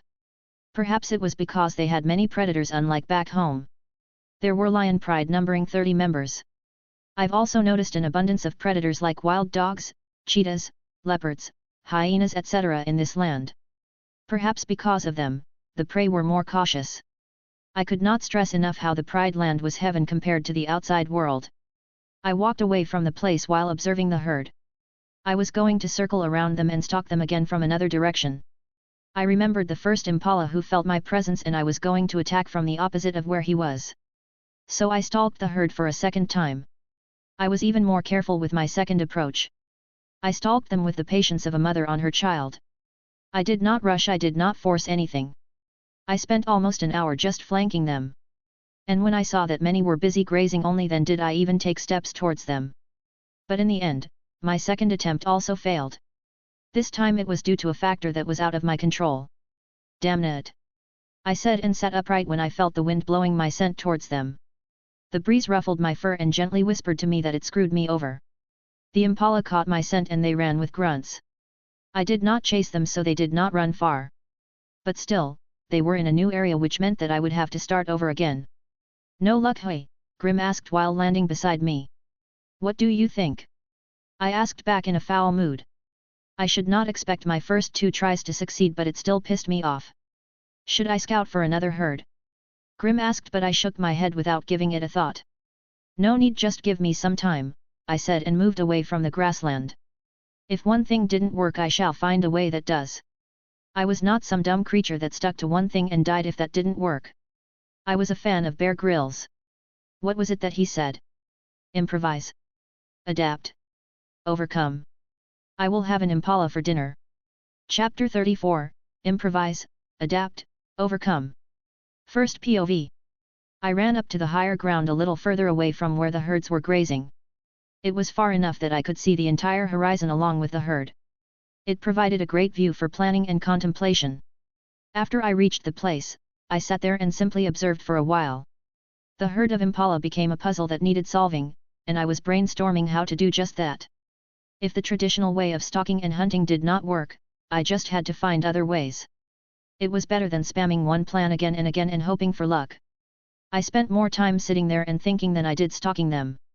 An hour had passed, and the sun was starting to reach its highest point in the sky. By that point I finally came up with a plan to solve my problem. In the beginning, I was thinking of plans that were too complex and complicated. But the answer was staring at me all this time. I did not need to constantly invent things or come up with new stuff. Sometimes, reflecting on my past experience worked just as well as coming up with a new plan. I've hunted an animal that was just as cautious, if not more, in the past. The rabbits of the Pride Lands. The same technique that I used to catch the rabbits as a cub, in theory, should work on the impala as well. But to do that, I needed some preparations. So I spent the next hour studying them once more. In total, I spent 2 hours overlooking the plains. After I was done, I moved down again towards the herd with greater confidence in my new strategy. I've also learned what I needed, now it was just a matter of putting that into action. The Impala were grazing, and while doing so, they were going from place to place in a recognizable pattern. It was their instinct to shift from patch to patch in search of fresher growth and fuller vegetation. So, taking into account the land and the greenery I saw from a distance, it was not hard to predict where the herd would move next. So instead of stalking the herd, I moved towards the land I predicted they would graze on next. I then decided on a proper hiding spot that was surrounded by bushes. I had enough time on my hands to make more preparations, so I took some broken twigs and dried shrubs to make the place an even better hiding spot. After I was done, I used my paws to dig the spot. I did not dig too deep, just enough to plow the land and create sand. Then I rolled on the ground, masking my body oil and scent with the dirt. I could never hide my scent completely, but this should help. With the unpredictability of the wind in Serengeti, the small cover could decide success from failure. I was taking all the advantage I could get. After the preparations were done, I lay down on the perfectly hidden spot. The bushes and the shrubs I collected hid me completely. Not just that, I was surrounded by green grass and healthy vegetation, some of which I noticed the impala favoring more than the rest. I did not choose the spot solely because it offered a good hiding spot. I also chose it because it was filled with their favorite grass and vegetation, which they liked to eat. And so I waited. And waited. And waited. And waited a bit more. It was not as long as the time I spent cooking up the plan, but since I had nothing to think about, the time seemed longer. Eventually, the herd wandered into the area just like I predicted. I did not move a single muscle. I waited patiently until some of them wandered close enough to my hiding spot. They were already in my range and I could attack at any time, but I still held back. It was only when one particular impala with distinctive curved horns came close to me that my body tensed. It was the same motherfucker who had the gut feeling and told the others to move during my first attempt. My muscles coiled, my paws spread, and my claws came out to better grip the earth. I waited for the right moment, and when the impala moved down his head to graze, I exploded out without missing a beat. I grabbed the earth and pulled myself forward. I was a rocket of flesh and bones, not particularly fast in the long shot but unbeatable in short bursts. I was simply a living weapon in motion. My target did not run immediately, he was so spooked by my sudden appearance that he slipped and fell. It was hilarious to watch. I released an excited roar that had a hint of hunger. The prey tried to run, but before he could ever reach his full speed, I was already behind him. The impala leapt high, moving in a zigzag to throw off predators. It was a defensive technique of running that worked well for him so far, considering he was still alive.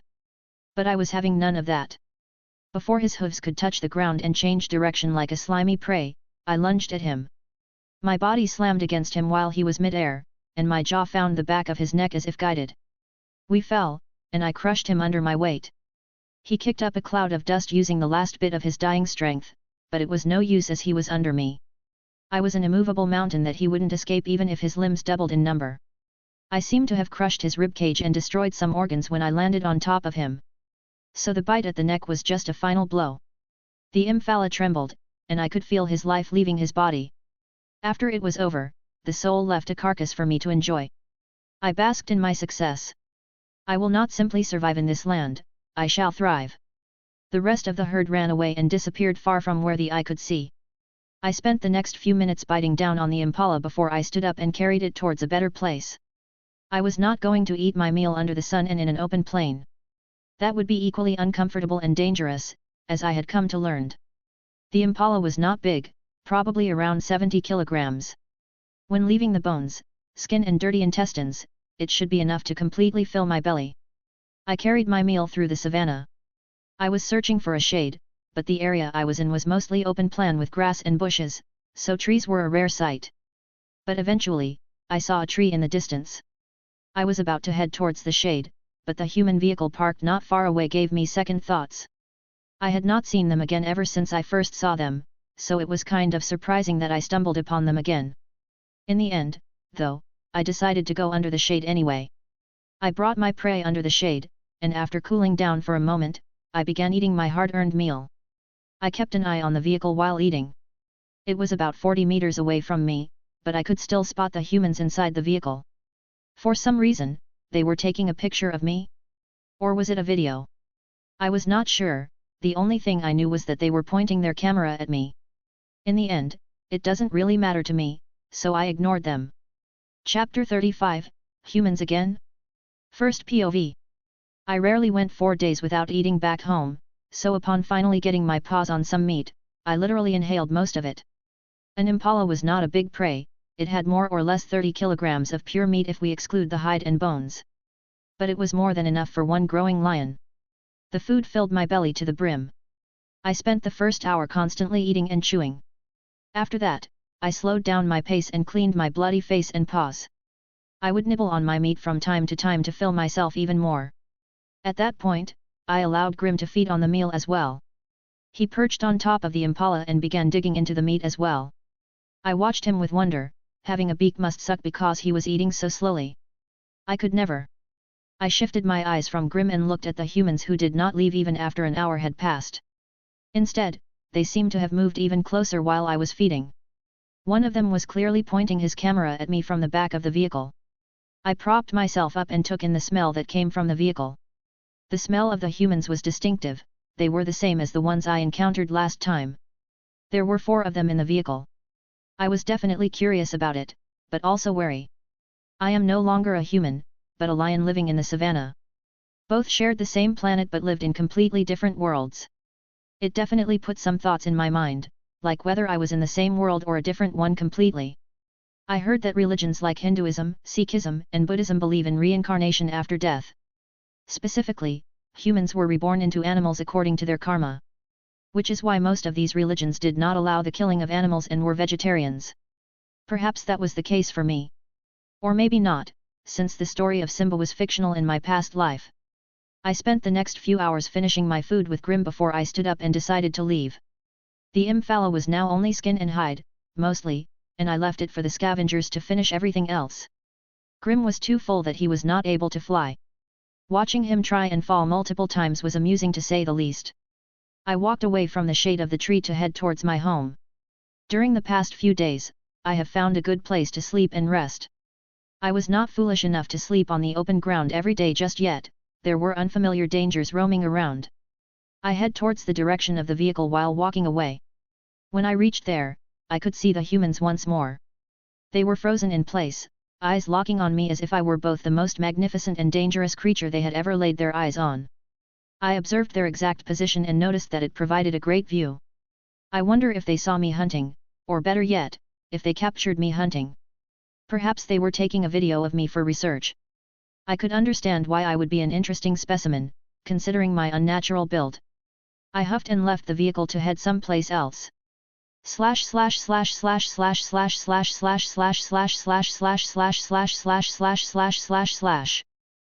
POV. The scene opened up with 3 unique individuals sitting in front of the camera. All of them seemed to be preoccupied with themselves, they were checking their posture, fixing their clothes and hair to look good in front of the camera. "Oh, is it already starting?" the only woman among them said, and when she got the green light from the crew, she slapped the leg of her 2 colleagues. "Okay, where should we begin?"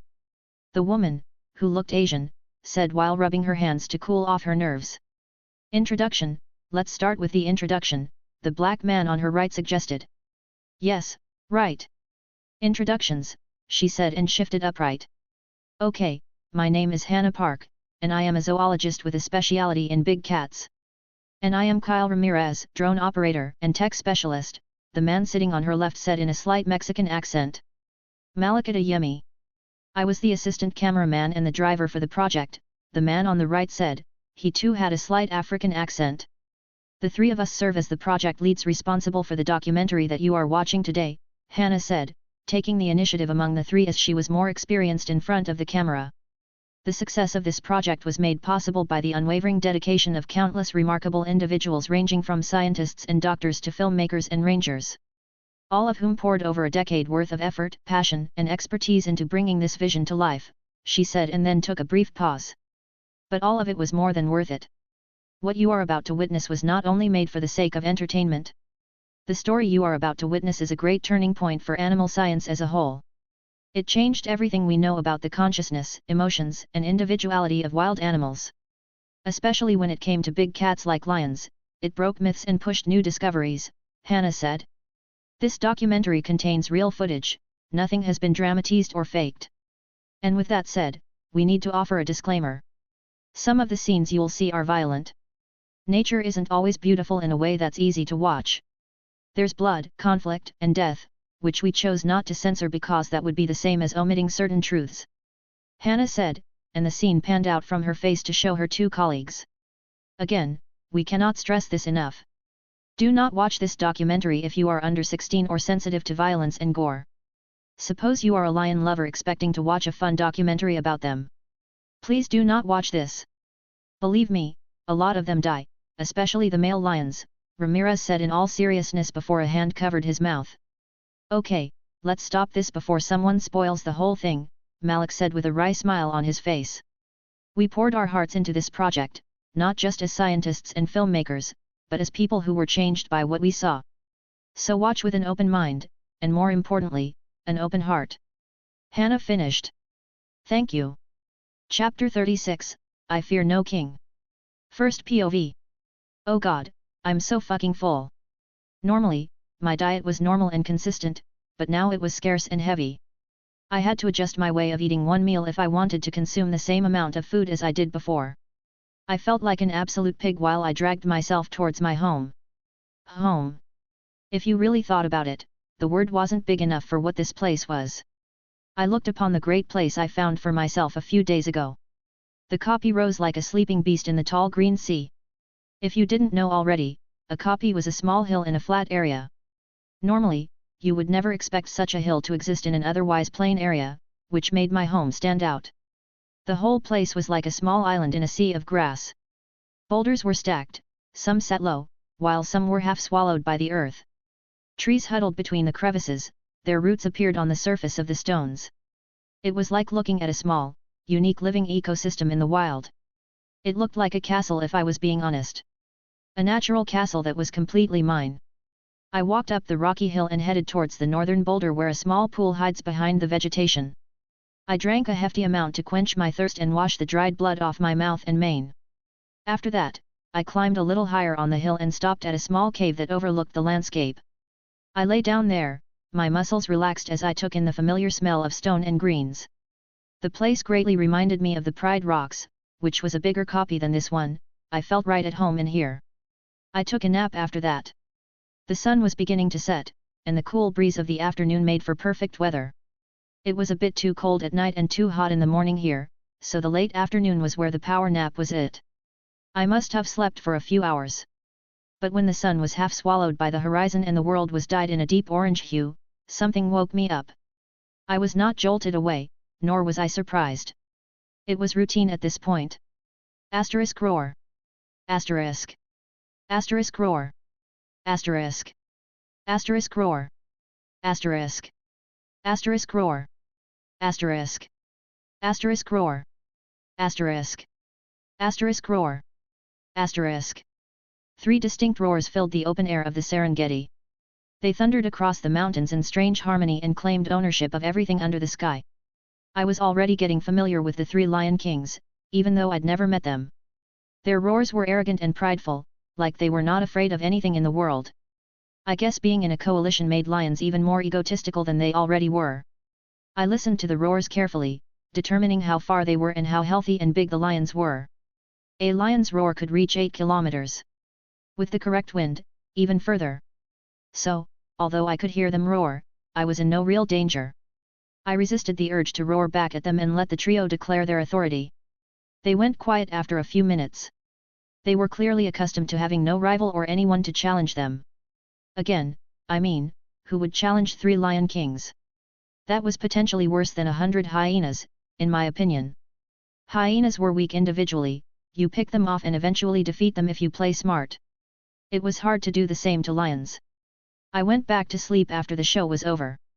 I thought that would be the end of it, but I was gravely mistaken. The day turned out to be quite eventful. My eyes snapped open in the dark. At that point, the sun had long since sunk into the horizon, and it was early in the night.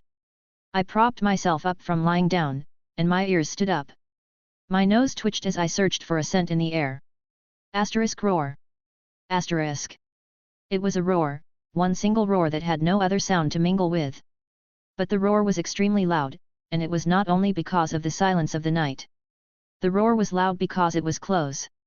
I was immediately alerted and stayed there, unmoving but waiting. A long stretch of silence followed, and then I heard the same roar once more. And then silence. And then another roar. And silence. And again, a roar. But the thing was, every time the roar came, it was closer and closer. It was louder and louder. And soon enough, I could smell the beast that was closing in on me. The odor was heavy, like wet fur left too long in the sun. It was mixed with the iron bite of dried blood, sweat, and the acrid stink of urine. It was overall a thick and musky scent that was impossible to mistake. The lion no longer made a sound after I smelled him.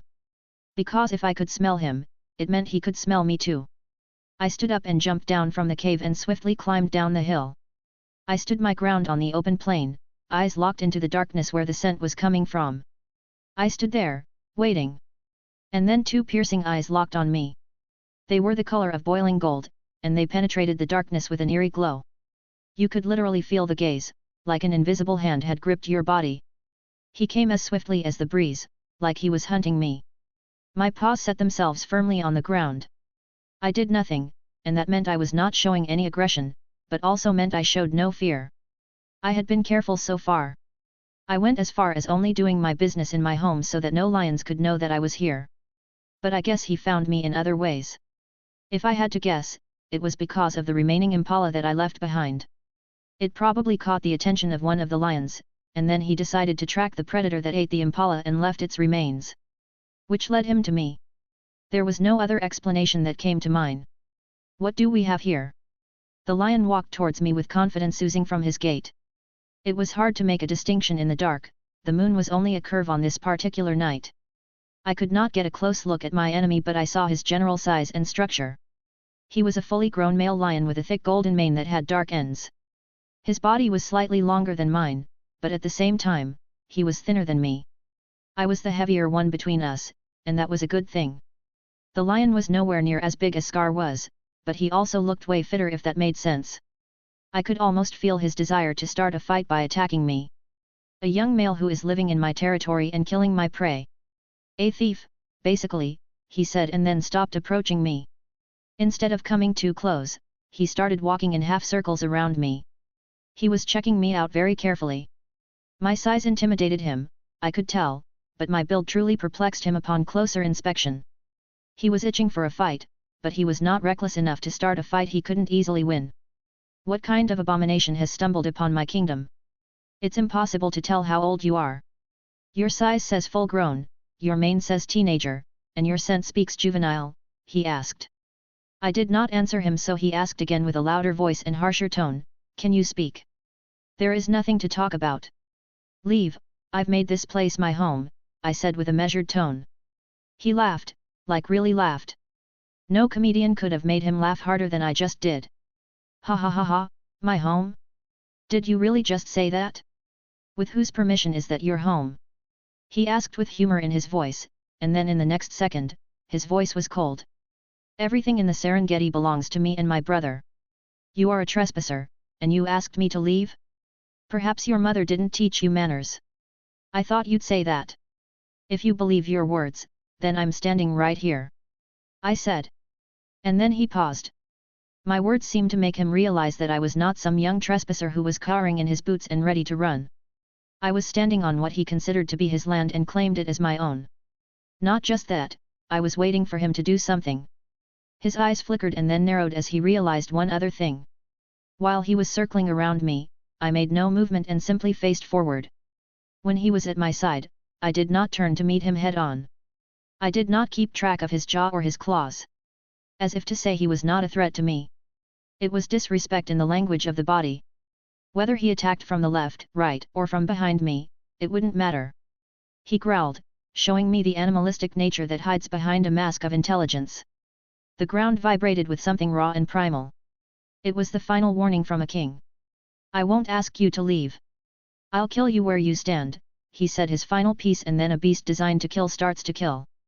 He lunged at me. Shrouded by the darkness of the night, I embraced him with violence. There was no escaping this if I wanted to make Serengeti my new home. I needed to confront the pride living here sooner or later. And tonight will make the dynamic between the apex predators living in the same land. I was not afraid. All this time, the only reason I was not paying attention to him was because I was making sure he was really alone. And guess what? He was alone. At this point in my life, I fear no lion on equal ground. Chapter 37, Leo vs Roku, 1. First POV. Imagine the roar of an engine. Now make it alive and angry, with a little bit of savagery mixed into it like the creature that made it was a mindless beast. Maybe then you would get close to creating the sound of a raging lion. When two killing machines both weighing around 200 kilograms clashed to kill each other, it was a scene straight out of fantasy. For people who were awed at humans fighting, the fight was almost impossible to comprehend. It was nature's finest showdown. Our bodies clashed with the weight of thunder. Dust exploded beneath us as we struck each other, claws raking fur and teeth searching flesh. But while my opponent was more focused on clawing and biting, I focused on pushing him. My powerful hind legs, which had grown incredibly big and explosive to make up for my lack of long tail, showed their superiority in full display. It was nature to take one thing and give another. I might lack supreme mobility, but I had sheer explosive power. He released a roar of surprise, his eyes opening wide at my unexpected strength. I drove him backwards, his claws skidded on dirt and rocks. His back paws scrambled for purchase, but my strength made his attempt futile. Eventually, his legs gave out and he crashed to the ground. A resounding thud silenced the surrounding and he was disoriented. I took that opportunity to finally bite at the side of his neck. My jaw clamped down on mane and skin. A lion's skin was not attached to the flesh, which made it flexible and almost impossible to tear through. But when I tugged roughly, he released an agonizing scream. His scream didn't result in his defeat though, it only worked to anger him more. He quickly rolled on his back and his hind paws caught my face. His claws sank into my face, and if I didn't let go, he was going to tear it away. I released my bite and jumped away. That gave him enough time to get back to his feet and lunge at me with even more aggression. Asterisk roar. Asterisk. I ducked under his swing and slammed my shoulder into his stomach. His jaw immediately clamped down on the back of my mane and he thrashed violently, tearing my mane and causing sharp pain. I speared him onto the ground and then we rolled in a tangle of claws and teeth. The grass buckled and we kicked up dust in our collective struggle. We were like a ball of fury as we did everything to hurt each other. Strangely enough, I quickly found myself beneath him. This was unexpected since I thought I was stronger than him. But in a rapid fight driven by instinct, his experience shone and put him on top. He pushed me on the ground, claws sinking into my skin, and then he roared in front of my face. His yellowish fangs were extremely sharp. It almost made me second-guess my decision to fight him. He had fought before, that much was obvious. The only experience I had was fighting against Scar. On the other hand, it seemed like my opponent had seen hundreds of wars. And he probably did. He was a Lion King in his prime. He was unlike Scar, who became king because there was no other candidate. The lion in front of me had earned his title in blood and conquest. His jaw flew down and they snapped right beside my cheek. My mind worked fast, focusing solely on the fight. I threw my paws up and grabbed him by the back of his head. Then I used that as a way to control his head. Whenever he came down to bite me, I guided it away from his target. I managed to defend against his flurry of attacks, and when his paw slipped down from my chest and onto the ground, I rolled and got back on my feet. Then I pushed myself up with all my strength. I easily stood up with him on my back and then I threw him down from on top of me. He landed with the grace of a cat but no longer attacked. I expected you to fold quicker, but I see now that you have some fight in you, he said and circled around me. I did the same and we both walked in circles, taking another assessment of each other. We both underestimated each other heavily. He did not think a young lion like me would be able to clash on equal ground with him, and I did not think his experience would make much of a difference. It seemed basing other lions on Scar was an insult. Scar was pathetically bad at fighting. "What is your name?" he asked. "Leo," I answered. "And you?" "They call me King Ruko, the Thinker," he said and then stopped circling. His body faced me once more, ready to start the battle again. "You are a worthy challenger," he said and then he pounced at me again. I smiled at his declaration but also smiled at something else. His cautiousness had made him pause the battle to reassess me, but that did not only work for his benefit but for my own. You should never give the lion with a human brain time to think and strategize. He came at me with a roar, his body wrapped in fury and he feinted a lunge. And instead of coming up, he went low. He disappeared under my swing and his head slammed into my stomach. His jaw aimed for my inner legs which were more vulnerable than the outside. It was a great strategy that showed off his immense experience. Experience taught him how to fight well even though he might not think. It would have worked on any other lion but me. I quickly dropped my lower legs down and put my weight on his head like I was defending a takedown. I gave a growl and wrapped my arms around his body, my claws sank into his lower belly acting like an anchor. And then my hind legs exploded and I pulled his body upwards. I heard him release a grunt of astonishment as he soared and flipped in the air. I crashed him on the ground. Perhaps it was the first time in the history of nature that a lion was body slammed. If I fought like a lion, his experience would win him the battle, so I stopped fighting like one. It was like shifting the battle from boxing to karate when my opponent was a world champion boxer. I knocked the air out of his lungs by crashing him on solid ground. I immediately rushed at him to take advantage of the opening. I feinted aiming for his jaw and his body reacted on instinct. His hind legs came up once more to tear me away, but I quickly pulled back without biting him. I learned from the first time. That's what's so dangerous about me, the same trick wouldn't work twice. I'll adapt. His hind legs lashed at the air and instead of lunging at him, I swung down my paws at him. My ripped shoulders rolled to produce force and then my giant paws smashed his head on the ground. I was not clawing but slapping. I hit like a tiger and not like a lion.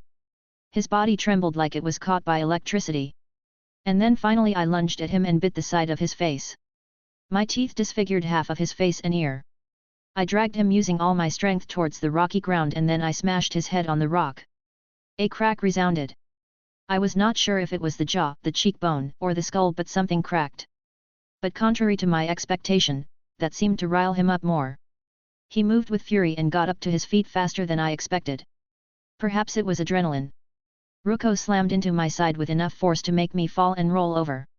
He threw himself on top of me, but I did not allow him to mount me again, so I rolled using his own momentum. My claws attempted to tear his shoulder and I clamped down on his neck. He roared in fury and twisted violently.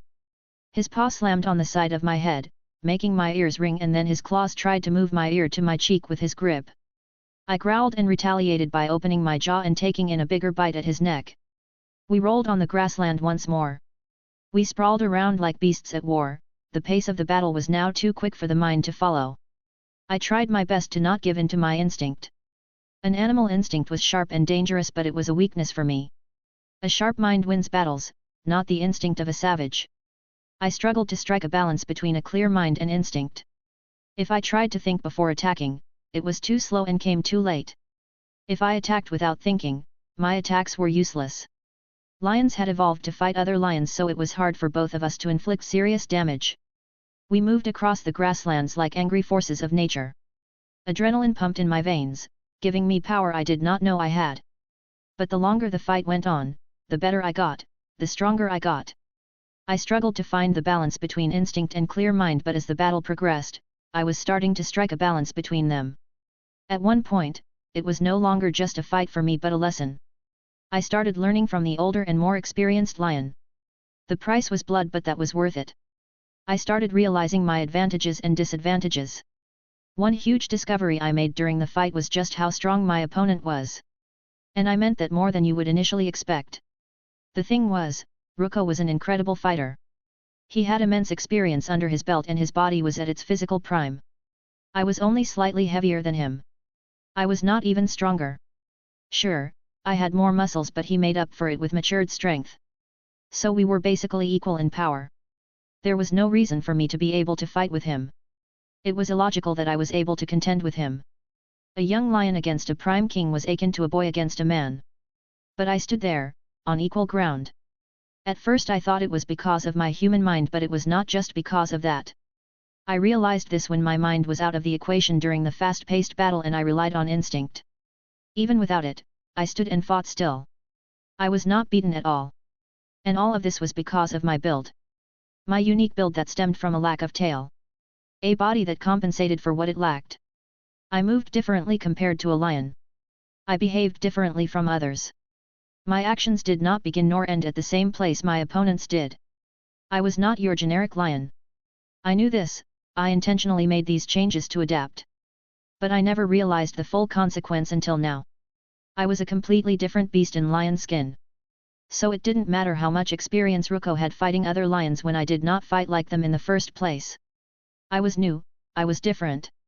His experience was nearly void. It seemed like I was a beast solely made to kill experienced lion kings. Something forged to win wars. And I didn't even realize it. But when I finally did, something changed in me. My mind cleared up, no longer blinded by adrenaline to survive the situation. There was overflowing confidence in my actions, one that rivaled a king when I was still nothing. I growled, deeper and louder than I ever did. And then the tide of the battle changed swiftly in my favor. "Is this your tail?" I asked while I slipped under his lunge and came out beside him. "Must be nice," I said, and then I crushed that shit between my teeth. He roared in agonizing fury, his paws spiraled, searching for something to tear, and his teeth also clamped shut in search of something to bite. But he never found my tail. I tugged at his tail and dragged with a grin. My first goal was simply to fight him off, but my confidence set a new one. If I killed him today, it would be much easier to take over the pride with 2 kings than 3. So I told him, "I'm gonna kill you today." He roared in retaliation. I acted on bloodlust. Chapter 38, Leo vs Roku, 2. First POV. This part of the battle was just a straight-up assault on my part. I was raping the poor king, metaphorically of course. Roku tried to claw himself away from me, and when that didn't work, he tried crawling away. His claws, meant for tearing his enemies, anchored on the ground and created lines in a futile attempt to escape. Like a woman scratching the sheets. And yes, I took joy in disrespecting him like that in my mind. My jaw clamped down on his tail like a crocodile. There was no slipping away unless he pried my jaw open or tore off his tail. I wouldn't let him go as long as I had teeth. I tried to tear off his tail. I knew firsthand how hard life becomes when a lion loses his tail. I was a young cub and could adapt as I grew, but if a full-grown lion lost a tail, that might just be the end of him. We engaged in a sort of tug-of-war where Roku struggled with all his might while I tried to pull off his limb. I dragged him on the grassland, trying to ragdoll him, but I was not quite successful. Roku was not like Scar, so although I dominated him, he was powerful in his own right. The only reason I had the upper hand was because of the situation. He was rock and I was paper. He surpassed me in almost every other attribute. We stayed like that for a while. I was the aggressor, and he was the victim. While I had his tail in my jaw, I clawed at his back, kicked at his ribs and slammed him more than once. It was like a small boat trying to stay afloat amid a raging ocean. And in the end, Roku was able to bear my assault and remain fighting. I was starting to get tired. We both were tired, but it was worse for me purely because I ate as much as I could not long ago. Anyone who has had a hard workout right after eating would understand my situation. There was still huge, undigested meat in my stomach that was hindering my performance. It might sound out of pocket, but that was what battles looked like in nature. All factors were at play. It was not just about the fighters. I quickly realized it was not good for me to keep engaging in the tug-of-war. I had left enough injuries and bruises on my enemy, so with great reluctance, I released his tail. A lion's teeth were made to pierce and tear, not cut, therefore, it was not that easy to get his tail. Roku moved away immediately, as if I was a plague to be avoided at all costs. I thought he would run all the way with how quickly he bolted out, but he didn't. He had more dignity than Scar. He stood a few meters away from me, and we locked eyes. We both panted, equally exhausted, but there was still tension between us. His lips peeled all the way back to show his rows of sharp teeth. "You really think you can kill me?" he asked with a coarse voice. "You think you can stop me?" I asked back. His peeled lips curved into a savage smile. "Let's see." And then we both moved. But this time we didn't lunge at each other and instead ran side by side along the grasslands. We chased each other, almost like we were chasing prey. The action made a subtle shift in our instinct. It was no longer 2 lions fighting over dominance, but 2 apex predators out to hunt and kill each other. We ran, neither leading nor chasing. It was like we were both setting an unspoken rhythm for the next part of our battle. Normally, one would just run around the other lion and attack from the blind spot, but since we both had the same idea, we were in a kind of stalemate where both wanted to play offense. When we moved away from the open plain and reached the tall grasses, that was when the real battle resumed. Roku leapt and dived into the tall grasses. With the expertise of a hunter who slipped through the senses of every prey, he disappeared from my view. I released a growl that had the tone of a roar and lowered my center of gravity to sink into the grasses as well. My wide shoulders made it so that I was effortlessly low on the ground. My belly almost touched the ground as I ran through the grass swiftly. Roku was the first one to attack. He had flanked me from the side, and he leapt out from the tall grass like violence in the shape of a feline. His jaw aimed at the back of my neck, like how lions would aim when they tried to kill prey. I reacted in time. I ducked and rolled before he even reached me. My paws pushed him, and with the momentum of his jump, I threw him to the side. I got up like a spring and ran after him immediately. He tried to move away and dive into the grass again, but I caught up to him in time. I swiped my paws at his back legs, like how I would swipe at my prey to make them off balance while chasing. He stumbled, his injured tail could not work as well as it was supposed to, and he tumbled and crashed on his own. I followed him, and when he stopped, I lunged at the back of his neck. My jaw clamped shut at the empty space where his neck was. He had moved away just in time, driven by pure instinct. His paw slammed on the side of my head, his claws made a line as it crossed my face. I tasted blood with that attack, and that only fueled my rage. I pushed forward, using my skull to headbutt him on his chest. When that landed, I pushed forward and followed up by biting at his mane. I pulled out clumps of fur when I tore away. Roku pushed me off with his hind legs. I was thrown back a few steps, which gave him enough time to get back up on all fours. He ran 3 steps away from me and then turned. He stood up and threw his paw in the air before bringing it down at me.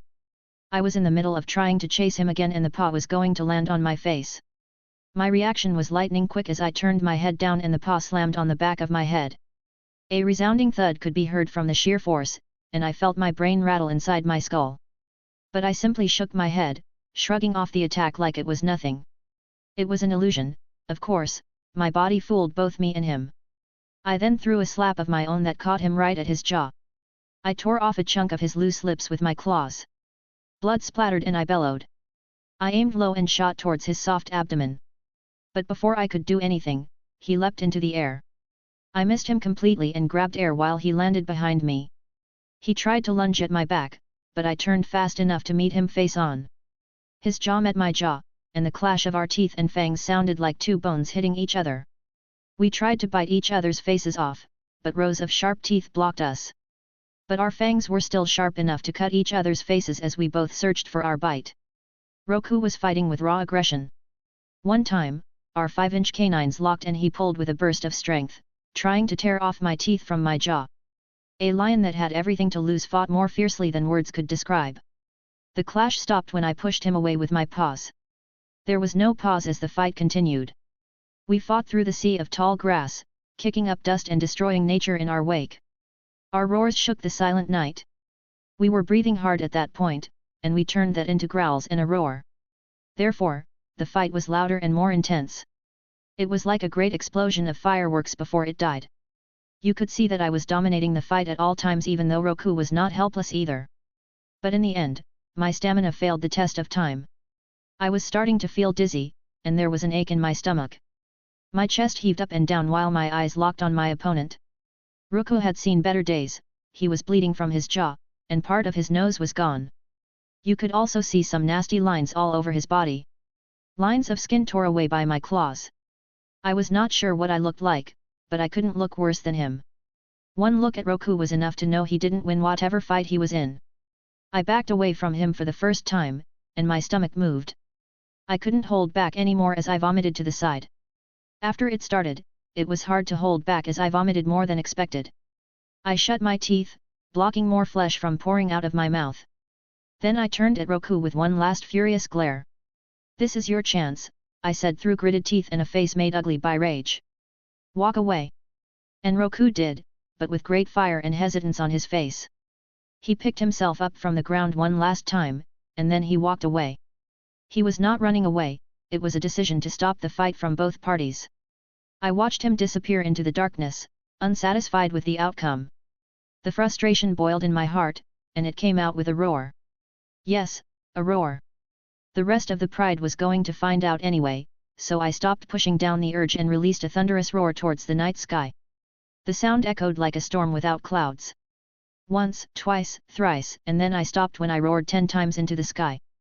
My roar sounded giant and deep, but it still lacked the edge of authority. Roku's shame was walking away in silence.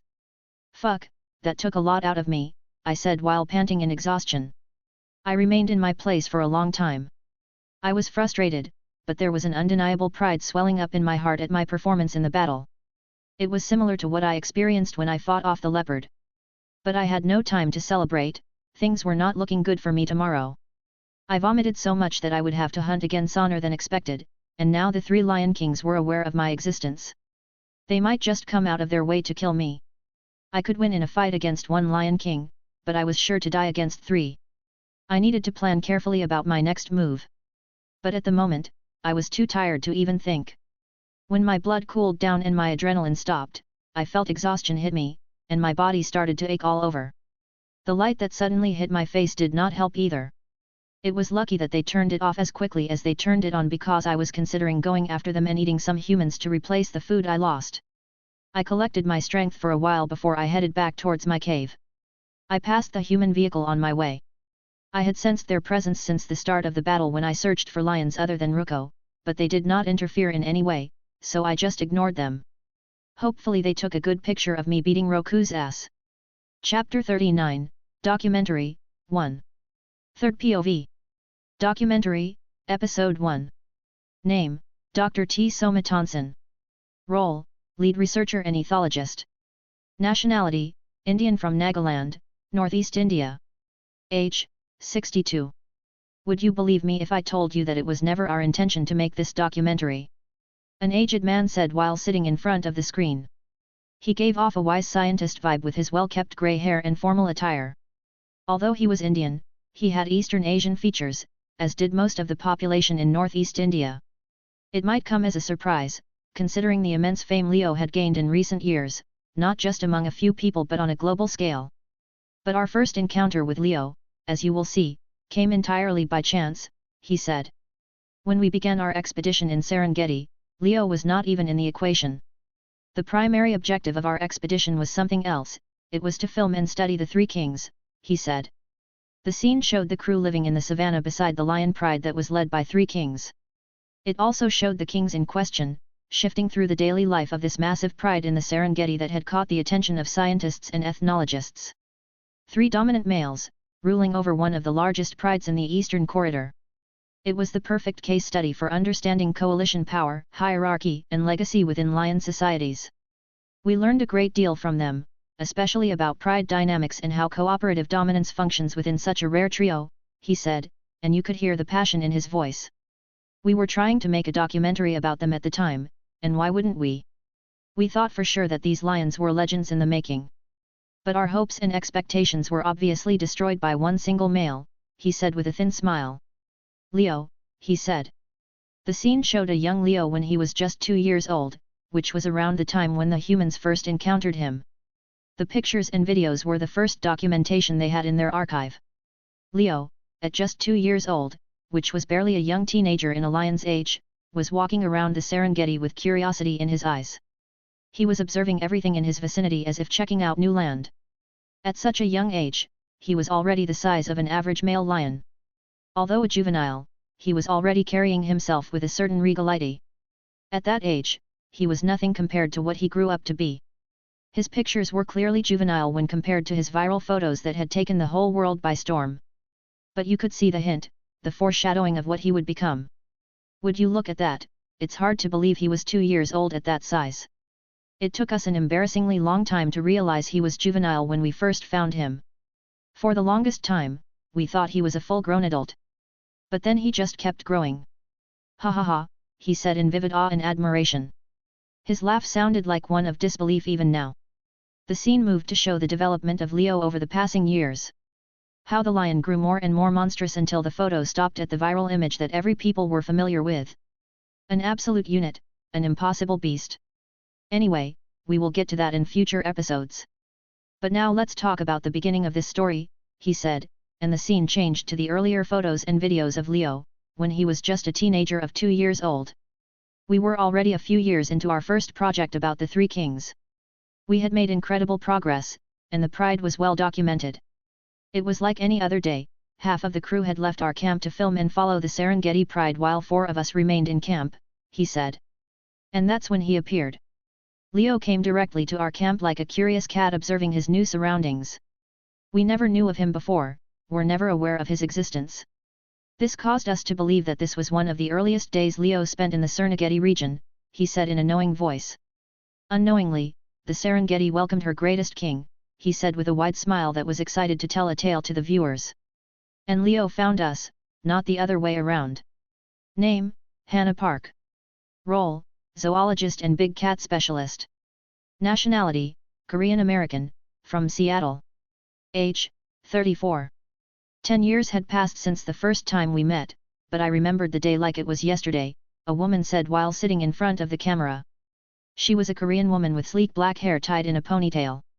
She was in her mid-30s but she looked like she was in her early 20s, sharing the Asian superpower of looking young even at an older age.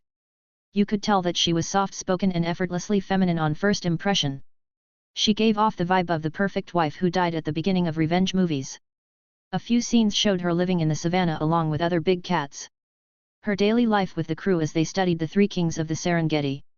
It was morning, it was not early anymore, but none of us expected to encounter a lion at that time, especially not when the Serengeti Pride was far away from the camp.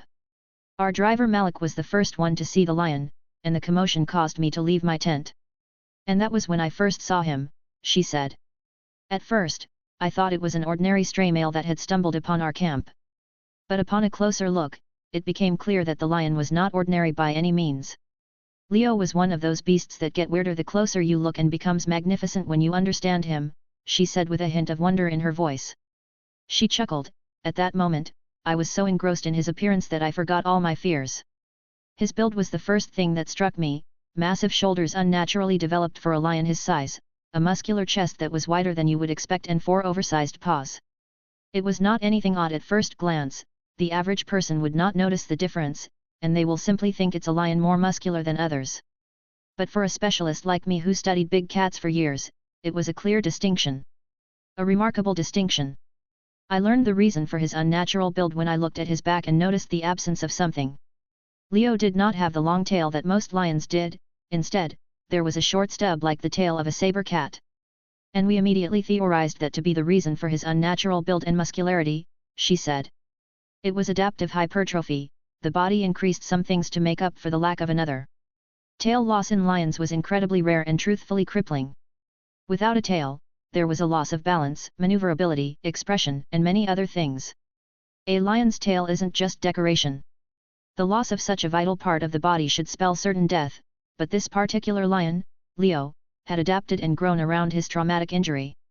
What should make him inferior made him unique and superior instead. Watching him was like watching a living miracle, she said, full of passion. The scene shifted and showed the picture of Leo, but this time it was more focused on his back and his short tail. What people thought to be a defect looked natural on his frame. He had adapted to it perfectly.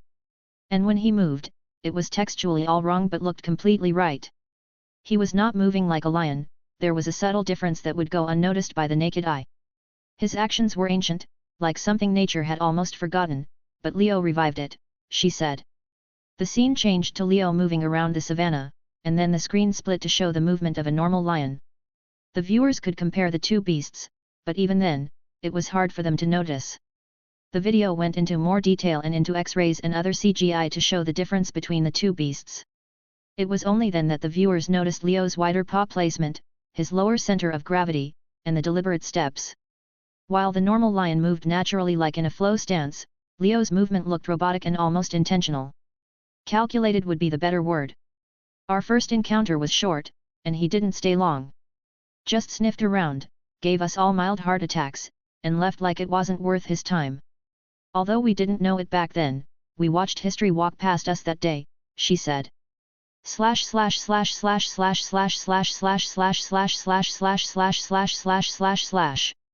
Name, Malikata Yemi. Role, second camera, transport coordinator, translator. Nationality, Nigerian Tanzanian. Age, 41. The screen changed tone. Gone were the polished interviews and academic breakdowns. Instead, it opened with a shaky handheld shot taken from inside the main vehicle, just behind the driver's seat.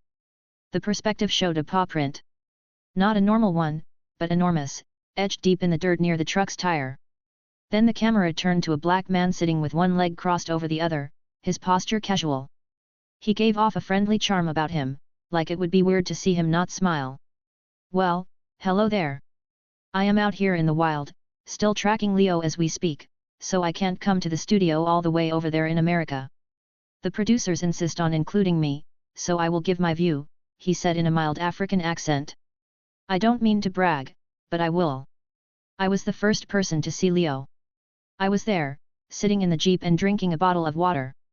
And then he just walked right into our camp," he said with a wide smile. The scene showed a different time period where Leo was hanging near their camp. The moment was not their first interaction, but it worked to reenact the situation for the viewers. He didn't come in like a lion usually does, you know? He was not loud, not puffed up, not aggressive, but not sneaking either. He just walked towards me, like he already knew what the camp was and who we were, he said. Malik laughed. "I am not a smart scientist or zoologist with a master's degree, so I'll just say what I saw." The second I looked into his eyes, I knew Leo was a bit different from other lions. There was no twitching, no wide pupils. He didn't look confused, not as confused as any other animal was when they saw a man or a vehicle, he said. The scene shifted again to some archived video, Leo standing calmly in front of the truck, his golden eyes fixed directly toward the lens. He stared at the camera like he knew what it was.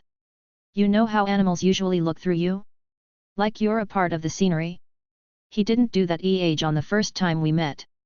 He looked at me, like really looked at me. Not like I was danger, nor like I was food. He just saw me for what I truly was.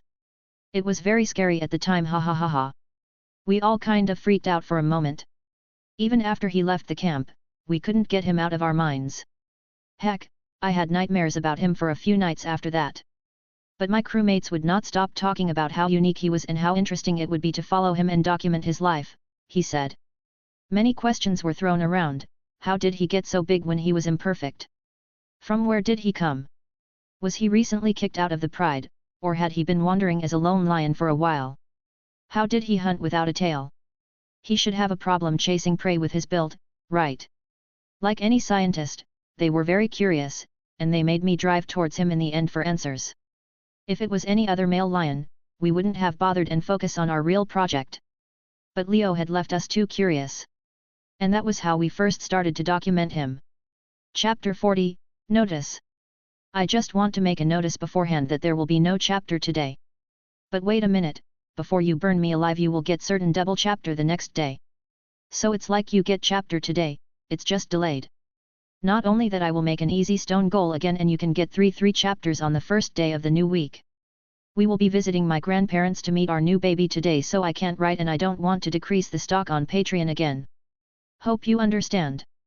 Important info regarding the story. And while I am at this, I want to address the fight of Roku vs Leo and our boy's performance in that fight. Leo is strong. Stronger than any fully grown male lion. But so is Roku. It seems I did not clarify that part.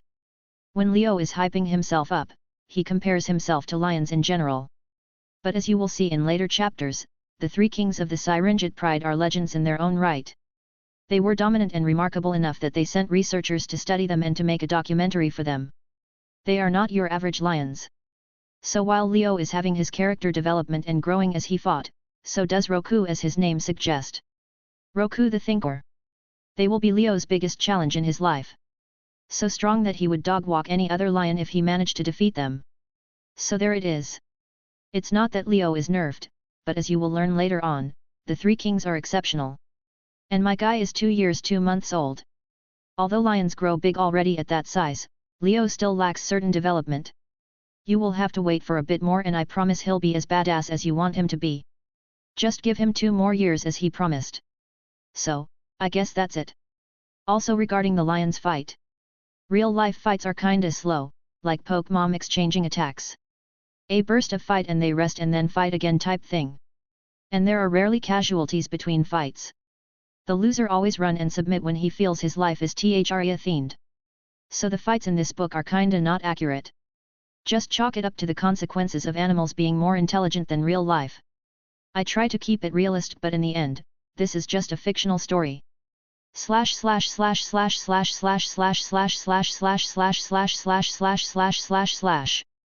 Patreon, Emmanuel_Capricorn, 10 chapters ahead.